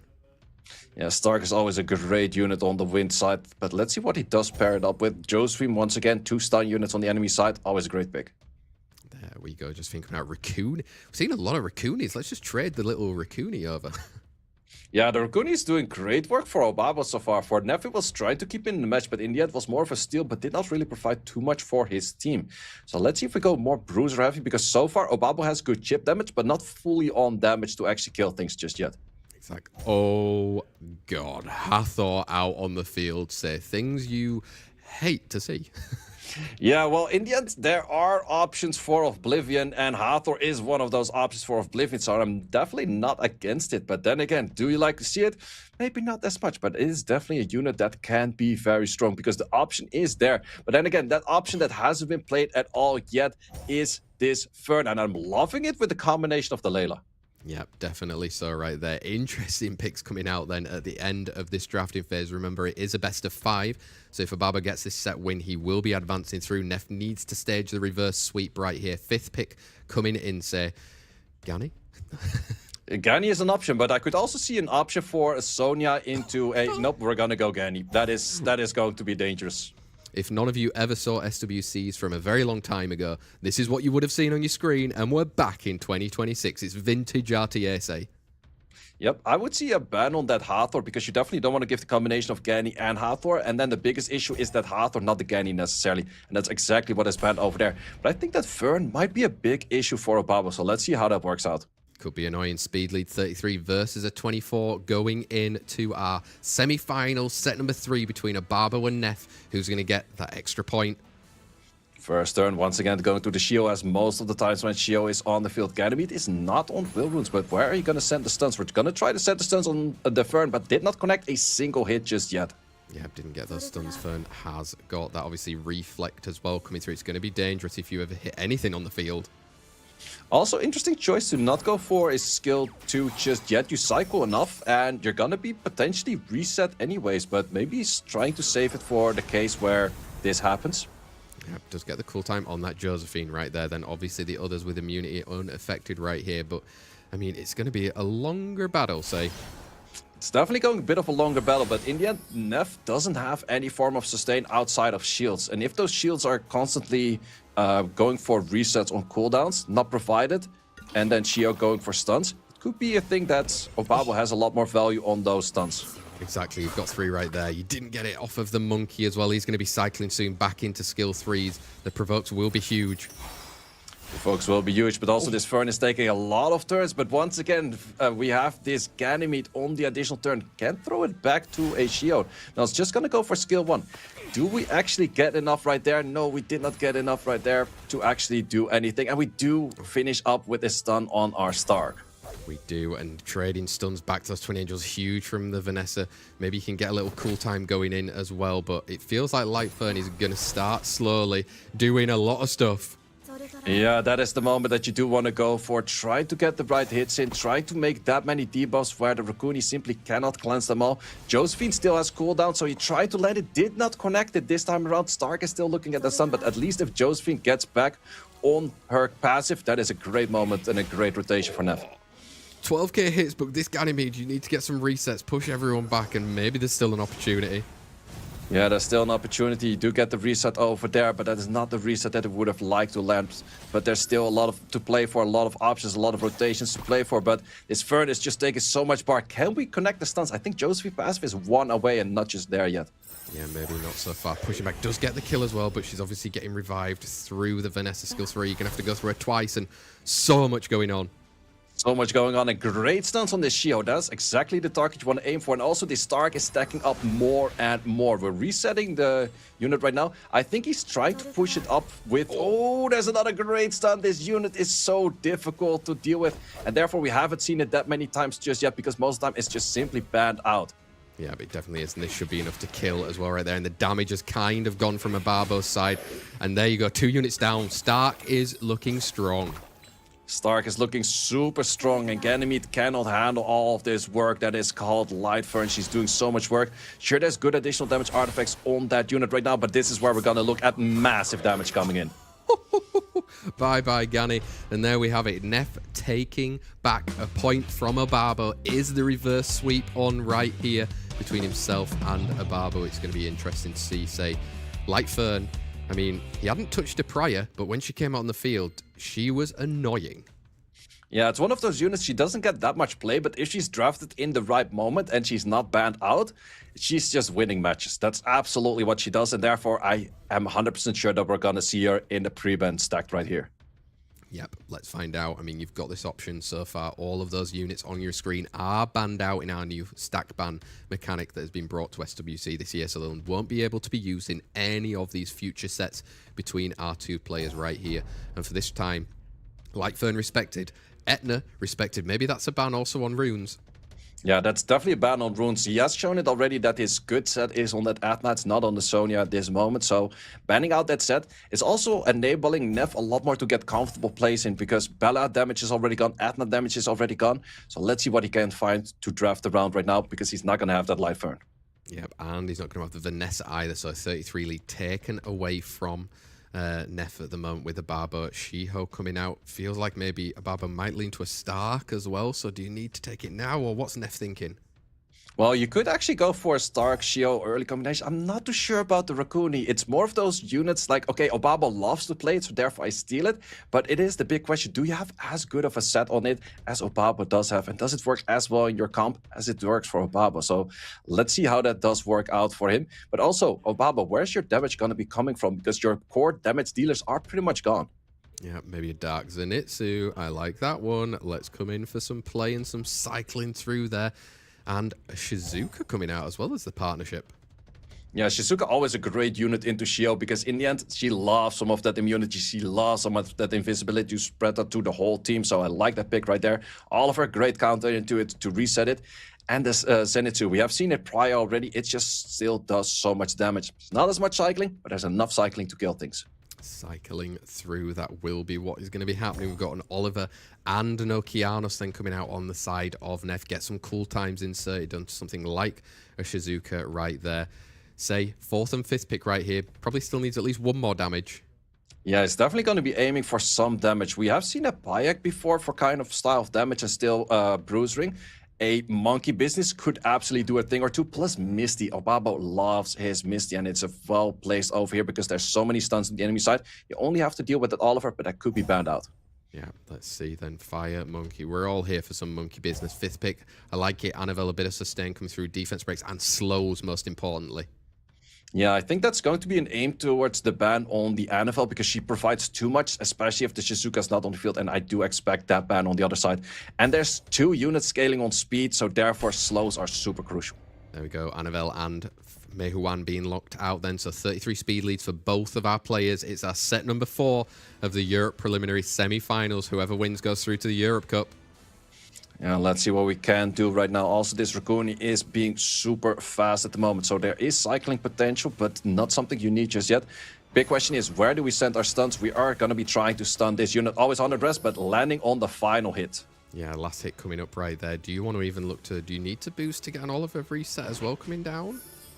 No, I don't think you want to be boosting anything. I think you would be taking your natural turns just in front, and he's reading the attack bars correctly. Do get a reset on the left, do get a reset on the right. Big question is right now, do you send it on the Misty? Because you know Misty is super dangerous, but you kind of have to prevent this Shizuka from a proc. Yeah, and right now you can set up a defense break. You can set up with the Darks in it, so maybe this could be a snipe.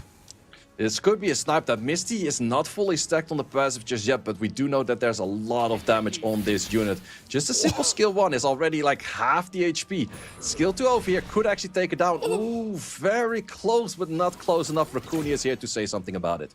He is. He's going to be able to heal, get rid of that defense break as well. Obviously, stuns doesn't make sense, but at least you've landed it there on that Vanessa.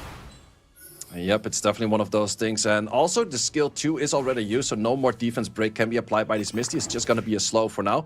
But that still is a lot of work on this unit. It is a lot of work, and Oliver really needs to start controlling. Does start off strong. Yeah, this is also the moment, if the Oliver can go for a reset on this Vanessa, you can cleanly take out units. And I think that's exactly what he's aiming for with a great additional turn right there. I would be stealing that from the Misty. Is landing everything. This Oliver is doing everything and more. Oliver is doing great work right here. He's changed off from the Shizuka to get rid of that Darks in it. So as well, would a Rakuni even clean up? Oh, close. You would have loved to see the Rakuni clean up over there because now you have to take a turn. In this case, skill 1 is enough damage. Not enough damage just yet. Finesse on crit rate, also not enough damage for this tanky Oliver. He's living by the skin of his teeth, but he's doing all the work at that moment. He is, and that Rakuni just being so fast is popping off for Neff right here. Obviously, Misty is going to be on a lot of damage right here, but against an Oliver who's controlling him, oh. Yeah, that's the thing. Oliver has to push back this Misty once again. So far, he's been landing all of the skills, and he's continuing landing all of the skills. That's the kind of Oliver you like to see when you're playing this unit. You definitely do. I mean, if it wouldn't have had a cool time, that Shizuka could have been super deadly right there, but he's going to get killed out. Yeah, let's see if... Oh, we're not... with that stun over there, great right there with the skill 2. So we're getting in enough skills where Misty doesn't have anything. A Misty against the world, a Misty against just the Shio 1v1 is already a difficult matchup, let alone that there's 3 other units next to it. So we're gonna go full best of 5 once again. Best of 5 time, guys. That's exactly what we are here for. The best of the best in Europe, providing all of the entertainment. Neff bringing it back to 2-all against OBABO right here. So, I mean, he's changed things up. He got rid of that Bella early because Bella was being very much a problem.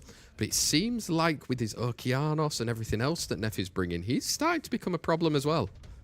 Yeah, absolutely. And for the stack pre-bans right now, it's going to be the big question, do we dip into banning speed leads? Because the moment that you ban a speed lead, you have first pick, you can pick up that other speed lead. So definitely aiming towards Olivers and Vanessa. Maybe banning out one of the 2, picking up the other 2. In this case, Neff could do that. No, we're just still banning out comfortable units that we just don't want to play against.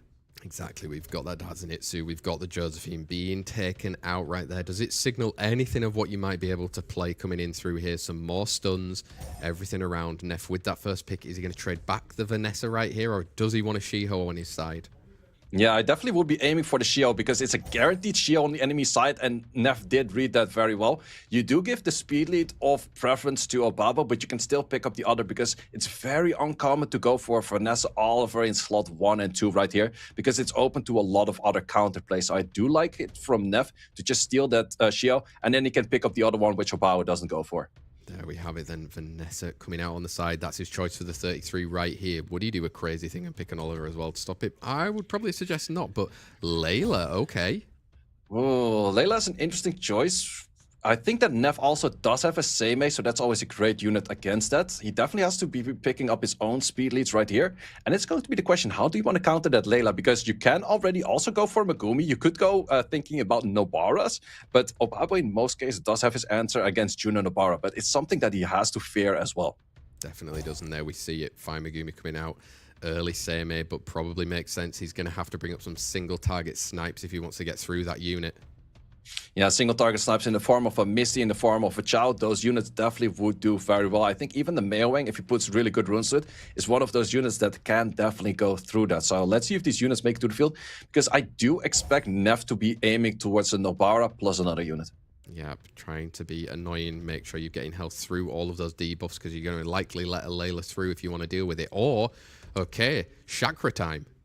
Chakra time, interesting. It's something that could do a lot of damage, but I'm not really sure if that's the kind of damage that you're aiming for. This is one of those weird positions. Unit we don't see all too much. Diana is pretty great into the units that you see on the field right now, maybe with exception of the Misty, but let's see what he goes for it. We're actually going to go for a full-on Bruiser AoE style with the Chakra and an NFL. Yeah, he's kind of brought that sustain along with the damage right there. A OBABO in this 5th pick. Whoa! That's a great pick for Mortar right there, denying all of those debuffs, or at least getting a lot of attack bar gain on those debuffs, and that probably ends up being a must ban right there. So then the big question is, where's the other must ban? No, we're still going to go back to our trusted Rakuni. Yeah, Rakuni back out on the field for these guys right here. Let's see what you're looking to ban though right there. There's a few annoying units on the side of Neff for OBABO to deal with. I would say you're probably aiming either for the Chao or the Misty, because that's where the real damage comes from. No, we're actually respecting the Rakuni. Very interesting to see. We're going to sustain, so we've got speed 28 versus 33 here in the deciding set of our Europe Preliminaries semi-finals between Neff and OBABO. It's 2-2. Whoever wins is going to the Europe Cup. Ooh, that's a super fast Layla over there. Layla's going to be outspeeding this Chakra, so you almost have to stand it. Wrong element doesn't go for the send wrong element, so Chakra might be silenced, but depending on this Layla, how well does she do? It actually doesn't do all too much, except for that Chio. That's not moving. Yeah, she got it on the units that she didn't really need to right here, and Chakra can come in. How much damage are we talking already? Yeah, this is going to be good damage, but then again, is it going to be enough? Was Chakra the best choice that you could have made over here? Let's find out. I mean, you've got these skill 2s. There's no defense breaks to hit on at the moment, so just going in there. You can set one up now, but remember, there's going to be healing later on with Seimei of all those debuffs. But also, the debuffs will give it faster cycling for this Layla, and Layla cycling is the one thing that OBABO does want to do right now. We do actually get a stun over there, which is an interesting stun to see. Damage is pretty good thus far, but now the big question is, where do you want to send your actual damage? We're still trying to take out this Vanessa first. Definitely are right here, but also with OBABO, you've got that attack break on at the moment, but I mean, maybe stack some more damage into that Megumi, and it's not enough just yet, but Chao could take it out. Chao will definitely be able to take that out cleanly. You can actually bring it back just for a simple stun. I think if he has the stun available, he should absolutely be going for that. Simply to deny the turn. Ooh, doesn't have it just yet, so Layla might be getting cycling off anytime soon. Big defense break though right there on the Misty. It's going to allow some damage coming through from a Chakra. Do you send it on there to try and disturb? Oh, that's got the glancing, but the glancing is not the biggest of issues just yet. You would have rather seen other things, but big question is, do we send this damage towards a Misty? Because of the defense break, we do actually send it over there. All or nothing, wrong element. Do we connect it? Does not connect it. Yeah, but you get some slows coming through there as well right now. I mean, Misty in a spot right now where Layla is going to be following soon with that skill 2, say. Yeah, you can even set up a defense break at this moment. Chao is following up because Chao does not care about a single debuff over there. And we do get AoE stun, so Chakra doesn't seem to be taking the turn, most likely on this pair. No, and you're getting some healing coming back right there, but Chao is going to be loving these on skill 2s very soon.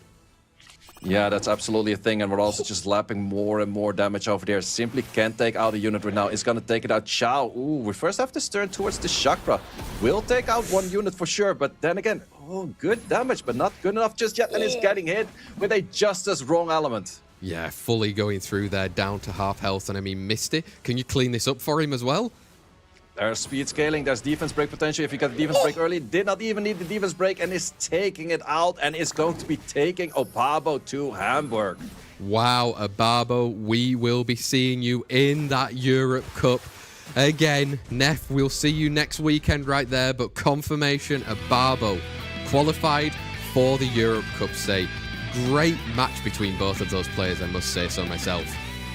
Yeah, absolutely very well played. Neff bringing it back in that set 3, set 4. However, in the set 5, I'm not sure if Chakra was the right answer on that situation right there, because in the end, there were so many things already you couldn't stun. It's more of a stun unit rather than anything, and that Layla definitely did show to be an issue.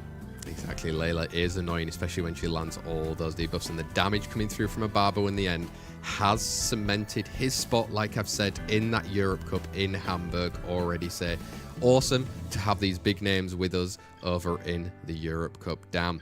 I mean, there's going to be some changes probably along the way at some point, but right now, looking very strong for him. Is it actually going to be his year? I think with the Bella for him, like the way that he's playing the Bella, whether it was buffed or nerfed or whatever we call it, the unit is actually back on the picture, where it sometimes also does happen with Bella specials. It's like, oh, I also have this unit, let me give it a try. They're not changed that much, but actually it is a really good unit. So therefore it's working very well for him. Let's see how far he can break that into the Europe Cup itself. And here we have once again the bracket with, we went from 3-0s all the way to best of 5s. Yep, we're going the full distance right here, and you can see it, OBABO qualified for the Europe Cup. But who is going to be joining him from our second semi-final match of today? Say, we've got SAMBSEPP and PINKROID, 2 Dutchies. We're guaranteed somebody from the Netherlands at that Europe Cup. You must be somewhat happy. Yeah, that's always a good thing to see. That's actually, they have played against one another before. It was last year in the prelims as well. And then it was I think it was the first round in which it went all the way best of 5, won by PINKROID. There we have it. And actually, over the past 3 seasons, say they've played a total of 8 times. PINKROID is winning 5-3 at the moment. However, seeing what SAMBSEPP did with his first match, reversing everything around, and also PINKROID going the full distance with TEQTEQ right there. Let's find out who is going to be best prepared to go into that semi-final match. LDs, history, experience, it's all going to play a part in this semi-final match. Let us know in chat who you're supporting on this one and how things are going to end up, as we have them on the screen right now. SAMBSEPP and PINKROID. SAMBSEPP's luck is the stuff of legend. 3 Europe titles that say champions make their own. He started this climb plenty of times. This year, will he finish it? Let's find out. PINKROID versus SAMBSEPP, and Vanessa taken straight away. Vanessa being the more contested unit. Actually, for the first picks, we have seen a few things out there. We have seen Shios, Vanessas. Those are the most common core picks early. But also what we have seen a lot is that Stark, especially PINKROID was using a lot. Therefore, great steal. Great steal right there, but we're seeing an Asher coming out early on the side of PINKROID right there. He's bringing in all 3 units that can provide a defense break at the moment, say. Yeah, that's a lot of setup right there, but also a lot of healing with the 2 units already. Like, everyone has a defense break, everyone has a form of damage, but also everyone has a form of healing, so, or just some kind of sustain or supporting or anything like that. So, well-rounded draft right there. Let's see if SAMBSEPP has an answer to break that barrier. Let's find out. What's he going to partner with his Stark and his Megumi right here? I mean, we've been seeing Shihos before a lot at the moment. There's no real speed contest on the side of PINKROID, but if you're going to carry on bruising, I like a little bit of a Chow. Chow is a decent unit, especially against the right elements, but this is going to be a first usage of a Gandalf. Interesting to see over here, because there's not necessarily something there. Most of the time, Gandalf you want to be pairing with another shield unit. Maybe he's looking that in the 5th, but so far the Gandalf is kind of a wild card pick right there. There we have it. Okay, Sonya coming out, a Fire Legolas coming out, obviously wanting to steal a lot of buffs throughout, maybe signaling you're going to let that Gandalf through, but Gandalf can be very, very annoying, so yeah, I prefer a different way. Oh. Yeah, Bolfric is a great way, plus a Valeska right there. I think that the Gandalf pick is a little bit off-key, I would say, because you have to ban off this Sonya, and most likely you're going to be losing your Valeska. Yeah, you probably are, because it's super dangerous when you are playing against it right there. But we're in our very first set of this semi-final match. Who's going to be joining OBABO at that Europe Cup from today's competition, using all of that time to get the bans through? Let's see. Oh, Vanessa and the Stark being taken out. So no speed lead on the side of PINKROID. Speed lead versus a water crit rate lead, which Bolverk might love to have, say. Let's find out in our Day 2 semi-finals, the match 2 between PINKROID and SAMBSEPP. Yeah, let's see. This is all eyes on the Bolverk. Other side, all eyes on that Sonya. 46k cleanly taken out. Can we actually replicate that on the same other side? No, we do not take anything out, so Borvik has some healing to say about it. He definitely does, hitting in right there. And I mean, you're trying to get that kill, but Annabelle's going to be able to heal, say. This could be over. Yeah, this could be over. If he was able to manage to get the kill over there, things could have looked slightly different, but now there's just so much healing coming in. 18k, that's most likely full HP for the Sonya. Yep, with all of those healing, we just locked in way too many healers right now. Yeah, so many healers, and Velasquez so many turns away from being able to do another big hit on any S2s right there, and you just give him more attack bar for Sonya to go into it. Yeah, that was definitely a little bit of an odd draft on this Gandalf right here. Whereas if he went for a little bit more damagey-ish, that just could have finished that Sonya off. It could have maybe been a better thing. But then again, sometimes you just have a plan in mind, but it doesn't really work out. It doesn't work out right here. Just going in for those skill ones then right here. Bulwark's full stacked again anyway. Everyone's super healthy. This is a masterclass in a draft. Yeah, 27k from that healing, even more through those artifacts, which is just massive amounts of healing coming in every time. Plus, we have already seen it. This Valeska on a full stack isn't able to take out a Sonya. So even if you were to get additional turn right now, you might still not even take it out.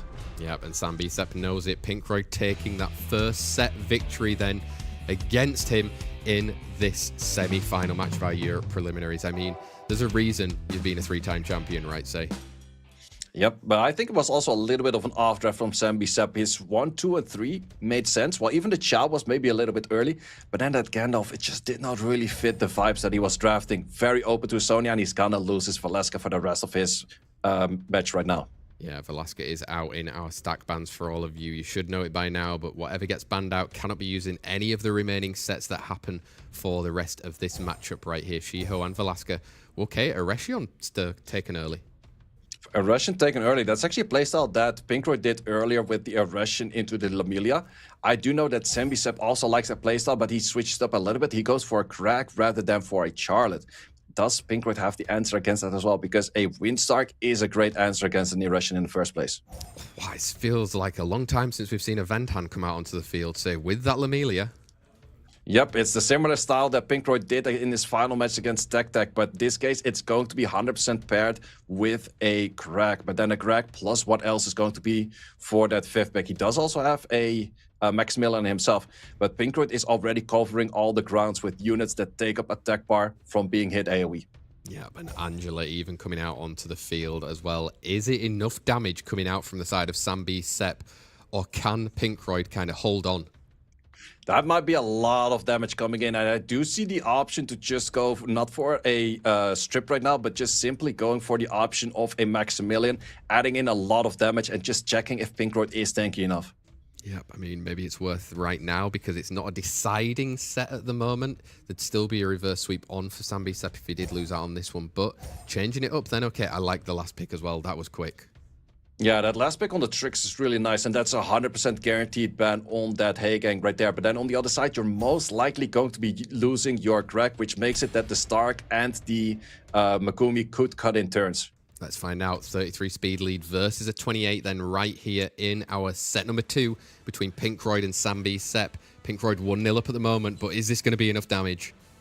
That's the big question. Also, we have this unit coming first, so therefore it's most likely not on Despair. It was not on Despair, at least did not connect anything, but also did not connect just yet right there. But we do have 3 provokes landing.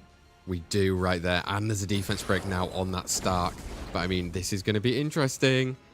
It's going to be a lot of damage, but there's also 2 healers coming up right after this. Do we actually connect any of the skills? Not as much, and also with the sliver of health not taking out the Stark. Yeah, it wasn't enough in the end. That was almost like the ISMOO match from before, say. Yeah, that was super close right there. If you were to actually take out the Stark, you would have been able to remove most of the damage output, and the match might have been fine. But right now, there's still a lot of things to play for. There definitely is. I mean, it's going to be cycling through. You can get some more stuns maybe from this Eresion right here, though. Only gets 1 on the Stark. Only gets 1 on the Stark, and we do have this Megumi being stunned or stunning his enemy right now on the side of the vent one. We do have this Lamelia coming right after, but it might be a rough spot. It might be a rough spot. Sending that S3 gets the provokes the branding. Obviously not on that Angela though. Yeah, not only Angela, but at least we have a rotation where Megumi has to be hitting this Lamilia for a little bit, so that might be a favorable thing right now. We're gonna land the Brand skill too. Do we send it? We are on despair, so you probably do want to send it. Actually does not want to send it just yet. Wants to keep everyone low on the attack bar for Lamilia to clean up. Another big question, where do you send this skill? Yeah, where do you send it? I mean, you're going into the Stark right now. Oh, big one. That is definitely a big one. Maybe you have to go for the pushback on the Megumi because Megumi would be moving next. How much damage? Lamilia branding 2 units. Stark low HP is taking out 2 units clean. That's huge right there. But I mean, all these defense breaks say it's still dangerous right now. Oh, there we go. There we go. Get rid of all of those. And we actually see a 1-to-1 with SAMBSEPP playing a cleave style. Damn, it came through. It was almost like the second round of the cleave that he needed, though, says. PINKROID survived one version of the cleave. The second one he couldn't quite survive once it got a little bit later on right there. But maybe you've shown your hands now of what you're going into this one. Next stack bans, where are we thinking? Well, it could definitely be aiming towards the crack from PINKROID towards SAMBSEPP, but on the other way around, it kind of depends if SAMBSEPP likes to enable another playstyle, because that's what we have seen before with him, pre-banning things such as a Layla before against ISMOO. In this case, we're actually removing a Lamilia, so it's not really a super core setup unit, but it's one of those cores for those cleaves being used. There we are, Lamilia, Etna going out, then PINKROID has that first pick at the moment right here. I mean, they've been trading Starks in these first 2 sets. Yeah, they've been trading Starks, but also on the side of SAMBSEPP, he's denying all of the speed awakening units from PINKROID. So there's still that Sonya. That one is super dangerous, but in this case, we're going to go for the Irresian. No, we're going to go for an Anivil on the side of PINKROID once again. Let's see if SAMBSEPP wants to go towards his Irresian kind of cleave style, or is he more just going for an Oliver maybe with something? But then again, Oliver without a Shio is less interesting. Definitely is right there. Maybe we see an early Stark as well coming out from a SAMBSEPP. As we're going into this one, it's now in our set 3. They're 1 apiece at the moment. We want it to go to a best of 5, so let's find out what's going to happen. Okay, we're changing the style completely, say. We're changing the style. We're looking at a CC cleave. Well read by PINKROID, instantly going into a Sonya. Are these units Sonya proof? That is the big issue. You could make it if you make this whole team specific for this playstyle Sonya proof. But do you have the room quality to do that for all of the units? We're going to go for an Ashe and we're going to go for a Vantan. I'm loving what I'm seeing over here. We are going fast and hard here, say. PINKROID with that 4th and 5th pick right now. Is he going to follow up with some more contest? Yeah, does he go for the contest or does he go for a turn 2 playstyle where you can also definitely contest with things such as a Stark? But then again, Hagang on the field, you're going to be fighting 2 buffs with that Asher boost. We're going to go for Tianlang Oliver. Speed lead's definitely something useful. Going in for a Gandalf, trying to survive. Interesting. He did survive last time round, though, in that first one, and maybe that can provide some shields for a little bit longer. But SAMBSEPP is going all-out attack. Yeah, all-out attack. I'm liking the playstyle. There's a double strip over there. There's double setup right after it or double damage after it. But the question is, you have to respect that Sonya. Do you have enough damage if you lose your Vantan? That is going to be the big question. We're going to go for Chakra, adding in more damage. Yeah, more damage coming in. Could signal speed leads maybe going. I mean, Sonya's respected. The Nephthys has been taken out as well. So PINKROID will have that speed lead on his side. Water attack lead that you need for that Hagang as well on the side of SAMBSEPP. We're going into our SWC2026 Europe Preliminaries, set number 3. Who's going to take that extra point right here? Yeah, this is a match where Tianlang is definitely about to move, so I think you still go for the boost, but Tianlang could be stripping things following it up by this Anivil. So big question is, do you actually want to go for it? No, opts to not go for it. It's just going to go for a little bit of chip damage at first. Yeah, chip damage coming through. There's immunity that Anivil's having to play with right here. Probably just needs to send an S1 in all honesty. Yeah, I think S1 is the best place, but the thing is, you can force the Vantan to move right now. Cannot make the Vantan move. Would have been a nice play right there, because if you mess up the turn order, Vantan cannot really do a good rotation. Whereas right now, even if you go for skill 2, it's not really worth it. It's not really worth it. You've got it coming in here. You can get some more stuns potentially in Fish. And now this is the damage. 2 of these brothers, what are we saying? We could be looking at a lot of damage right here, but we also have to be looking at a lot of stuns. We do get a fair bit so far, but NFL, we have to keep in mind, is a great cleanse, and these silences do not land as much anymore. Nearly taking out a unit, but not just yet. Do we get some proper pushbacks? Because, yep, we do get a pushback, but is it just enough? Yeah, this at the moment is screaming like an Anivil doing a lot of work right here, say. Oh, this could be... Well, if you go for an S2 right now, doesn't strip. If he were to strip and stun, he would have not denied the turn because you would have gotten the attack bar. But in this case, did actually manage to get it. That was the perfect Tianlang moment right there, saying not stripping but still getting the stun. And let's be honest, once Annabelle gets online, if she can, it's going to be super deadly. Yeah, Annabelle's definitely going to be a big issue, and losing that Phantom to these additional turns is definitely something you don't like to see. We're one turn away. Do we get stuns? We do not get stuns. We do get a little bit of pushback. We do get the pushback. This is it. You need a stun. You don't get one right here. There's going to be a shield provided on her as well. This could be everything now. Oh, this Tianlang is taking a little bit too many turns right now. Girl Spray coming in, and we're looking at near full HP on all of those units. Phantom does have skill available, but there's no follow-up coming right after. No, there isn't. You got rid of that shield, though, at least. Again, more damage coming in for him. That skill 2, big stun.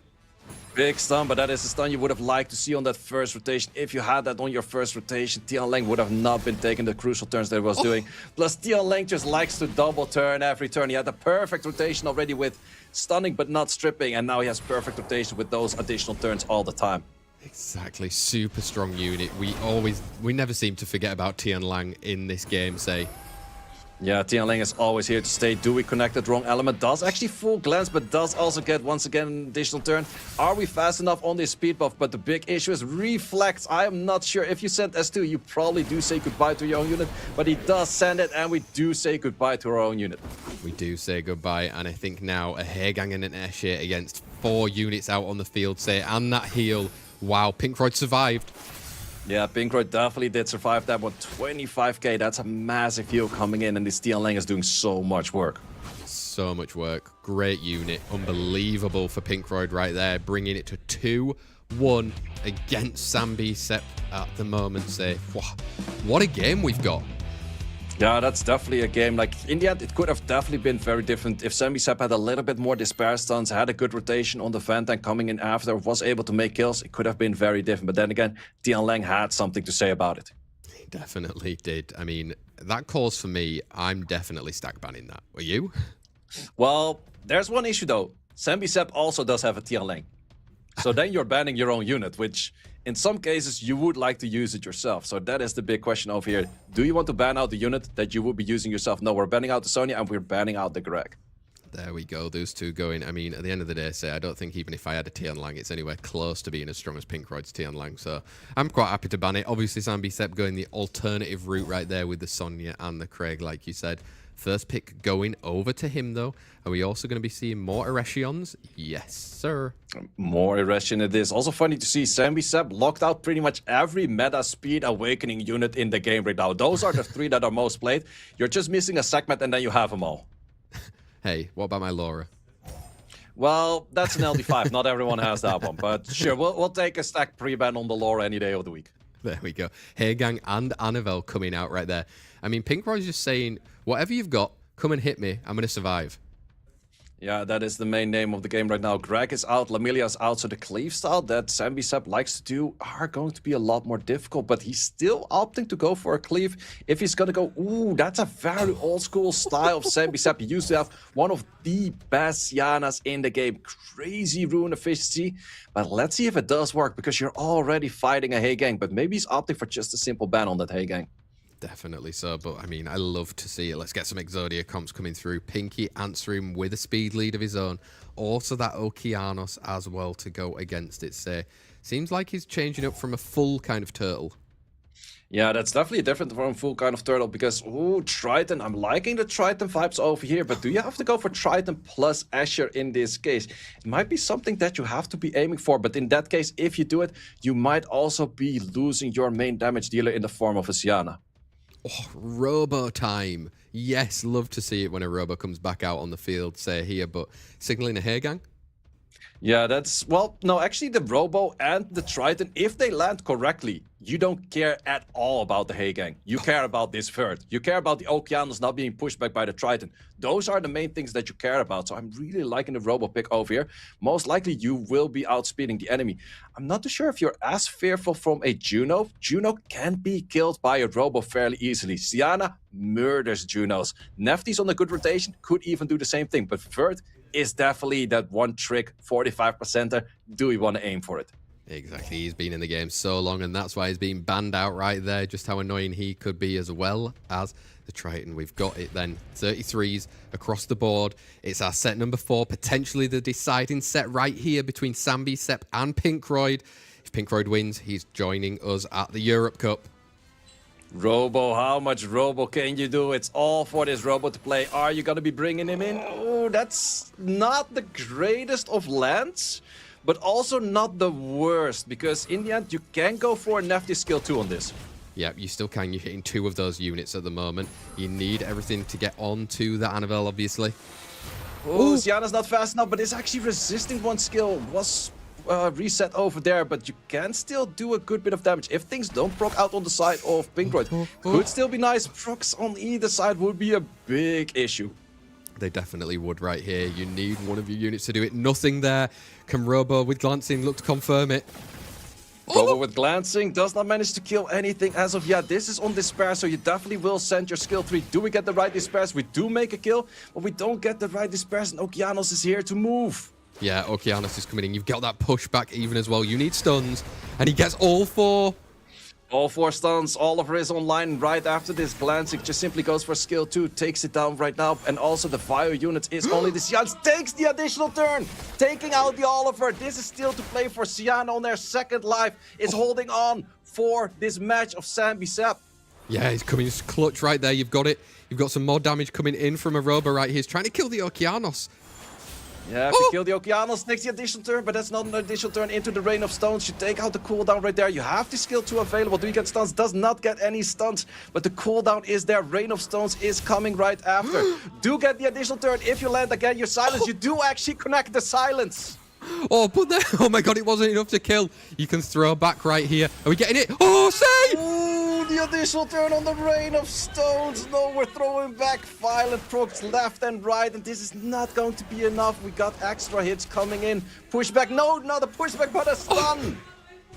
Wow. Say 3-1. PINKROID is joining us in the Europe Cup again. What a crazy set to have won right there. I was speechless. What? Huh? Yeah, it was once again super back and forth, but also both sides were taking the additional turns to potentially win. But PINKROID did it a little bit better. Dude, what a crazy way to finish off this weekend of our matches in the Europe preliminaries.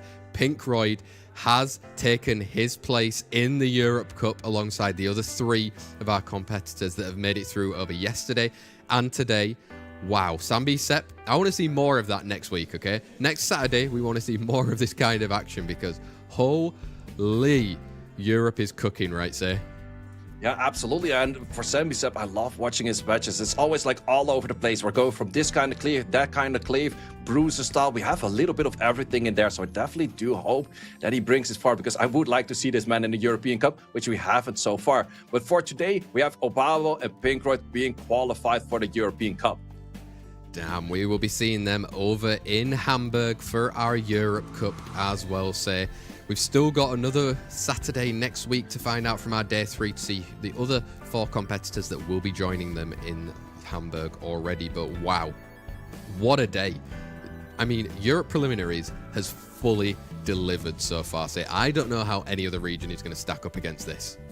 Yeah, this is definitely a difficult one, because so far we had so many crazy matches going back and forth. PINKROID actually both of his matches went on the skin of his teeth on that final bits. We had that against TEQTEQ with the Minato against the Eresion, getting the right stun in. And here once again we see the confirmation of Pavix, Malignant, OBABO and PINKROID being qualified. First timer for Malignant, the other 3 we have seen before, and 4 more are to come next week. Damn, what a lineup already. Look at these handsome guys up on the screen right there. They're going to be representing Europe in the Europe Cup itself right there. 4 more places still available for the rest of our players. Remember, those players that didn't manage to get into this position so far, we will be seeing them next weekend, where they can look to secure one of those last 4 spots in our Europe Cup. Wow, some crazy competition. Say, I mean, I'm still a little bit breathless after that one. How can you leave it so close every single time? I don't think my heart can take much more of this. Oh yeah, that's just what we like to see. Great matches on both, of course, and also just every time so low on HP. We have seen Stark super low on HP. We have seen Annabelle super low on HP. All of these units surviving by the skin of his teeth. But then the Okeanos came in clutch, dropping another Rain of Stones, sealing that match for PINKROID. But also, for you guys, don't forget, prediction events are still ongoing. How far are you for the 4 qualifiers so far? Did you predict them in your prediction event? I actually think I did. I think I predicted all 4 of these. Like, I mainly just base it off of people that I've met before, say, I'll be honest. You know, those people that I've met at events, yeah, I'll give you a vote. But I actually do think I'm 4 for 4 right now, which... yeah, I think... cast a curse, right? Yeah, I think I'm 4 for 4 as well, but I think that's going to change a lot in the next week, which I really would like to see the brackets for. Also, of course, what we're doing that for is getting those scrolls, so do also make sure you do those quizzes. Get all of the predictions in. I think soon you should be able to do the prediction for the Korean qualifier as well, which is going to be all the way last, because they first had their open qualifier. Exactly so, but before we get to any of that, we've obviously got a little coupon as a thank you for you guys for sticking around for so long during this competition today. SWC2026. That's some sort of French. I'm pretty sure I've butchered it, but you can get yourself 200k mana, 1 more mystical scroll, and 15 of those SWC emblems as well. Make sure you have a look in chat. Pretty sure you'll be sharing it. Redeem it in game and make sure you get as many of those emblems as you possibly can. You will need them by the time we get to those world finals, because you'll want the big prizes. You don't want any of these other like normal scrolls. We want the LD scrolls, say. That's what we're here for, right? I mean, everyone can summon themselves Velasca, all the other ones we've seen, but I think what everyone's more interested in, and probably especially you, and I'll let you take over for this one, our day 3 bracket is coming right now. Ooh, what do we have? We have One for All TEQTEQ, followed by Nev. We got Glorious and CYBEROPA following SAMBSEPP. Unmax Fatigue smoked into Rinka. And we got Raxus ISMOO into Famicom for a round 1. Holy smokes for that match 4. Dude, that is an... wow, what a lineup for these lower round 1 that we've got on that day number 3. Some crazy matches. There's some hard routes to get through to the Europe Cup. You can't be a nobody anymore to get there, right? Well, I can tell you that much. I'm 4 for 4, but in match 4 are my 3 others pretty much. So I'm going to be out. Like, I'm going to lose too. I've won correct, but I'm definitely going to be losing too. Wow. For all of you, remember, it's going to be next Saturday at the same time start of 3 o'clock European time. We're going to be here bringing you all of those matches. Make sure you set your alarms. Say, are you ready for next week looking at that bracket? Oh man, that match 4 right there, and also followed up by Famicom. All of those 3 players were in last year, so only one of those 3 is going to make it, which also gives a lot of room for newcomers to make it to the cup, so that's also great to see. Exactly. We'll definitely be seeing some new faces, some old faces. Make sure you go get some rest in between, guys. Carry on playing some RTA, and we'll see you next Saturday, like I said, at 3 o'clock. Ciao, ciao.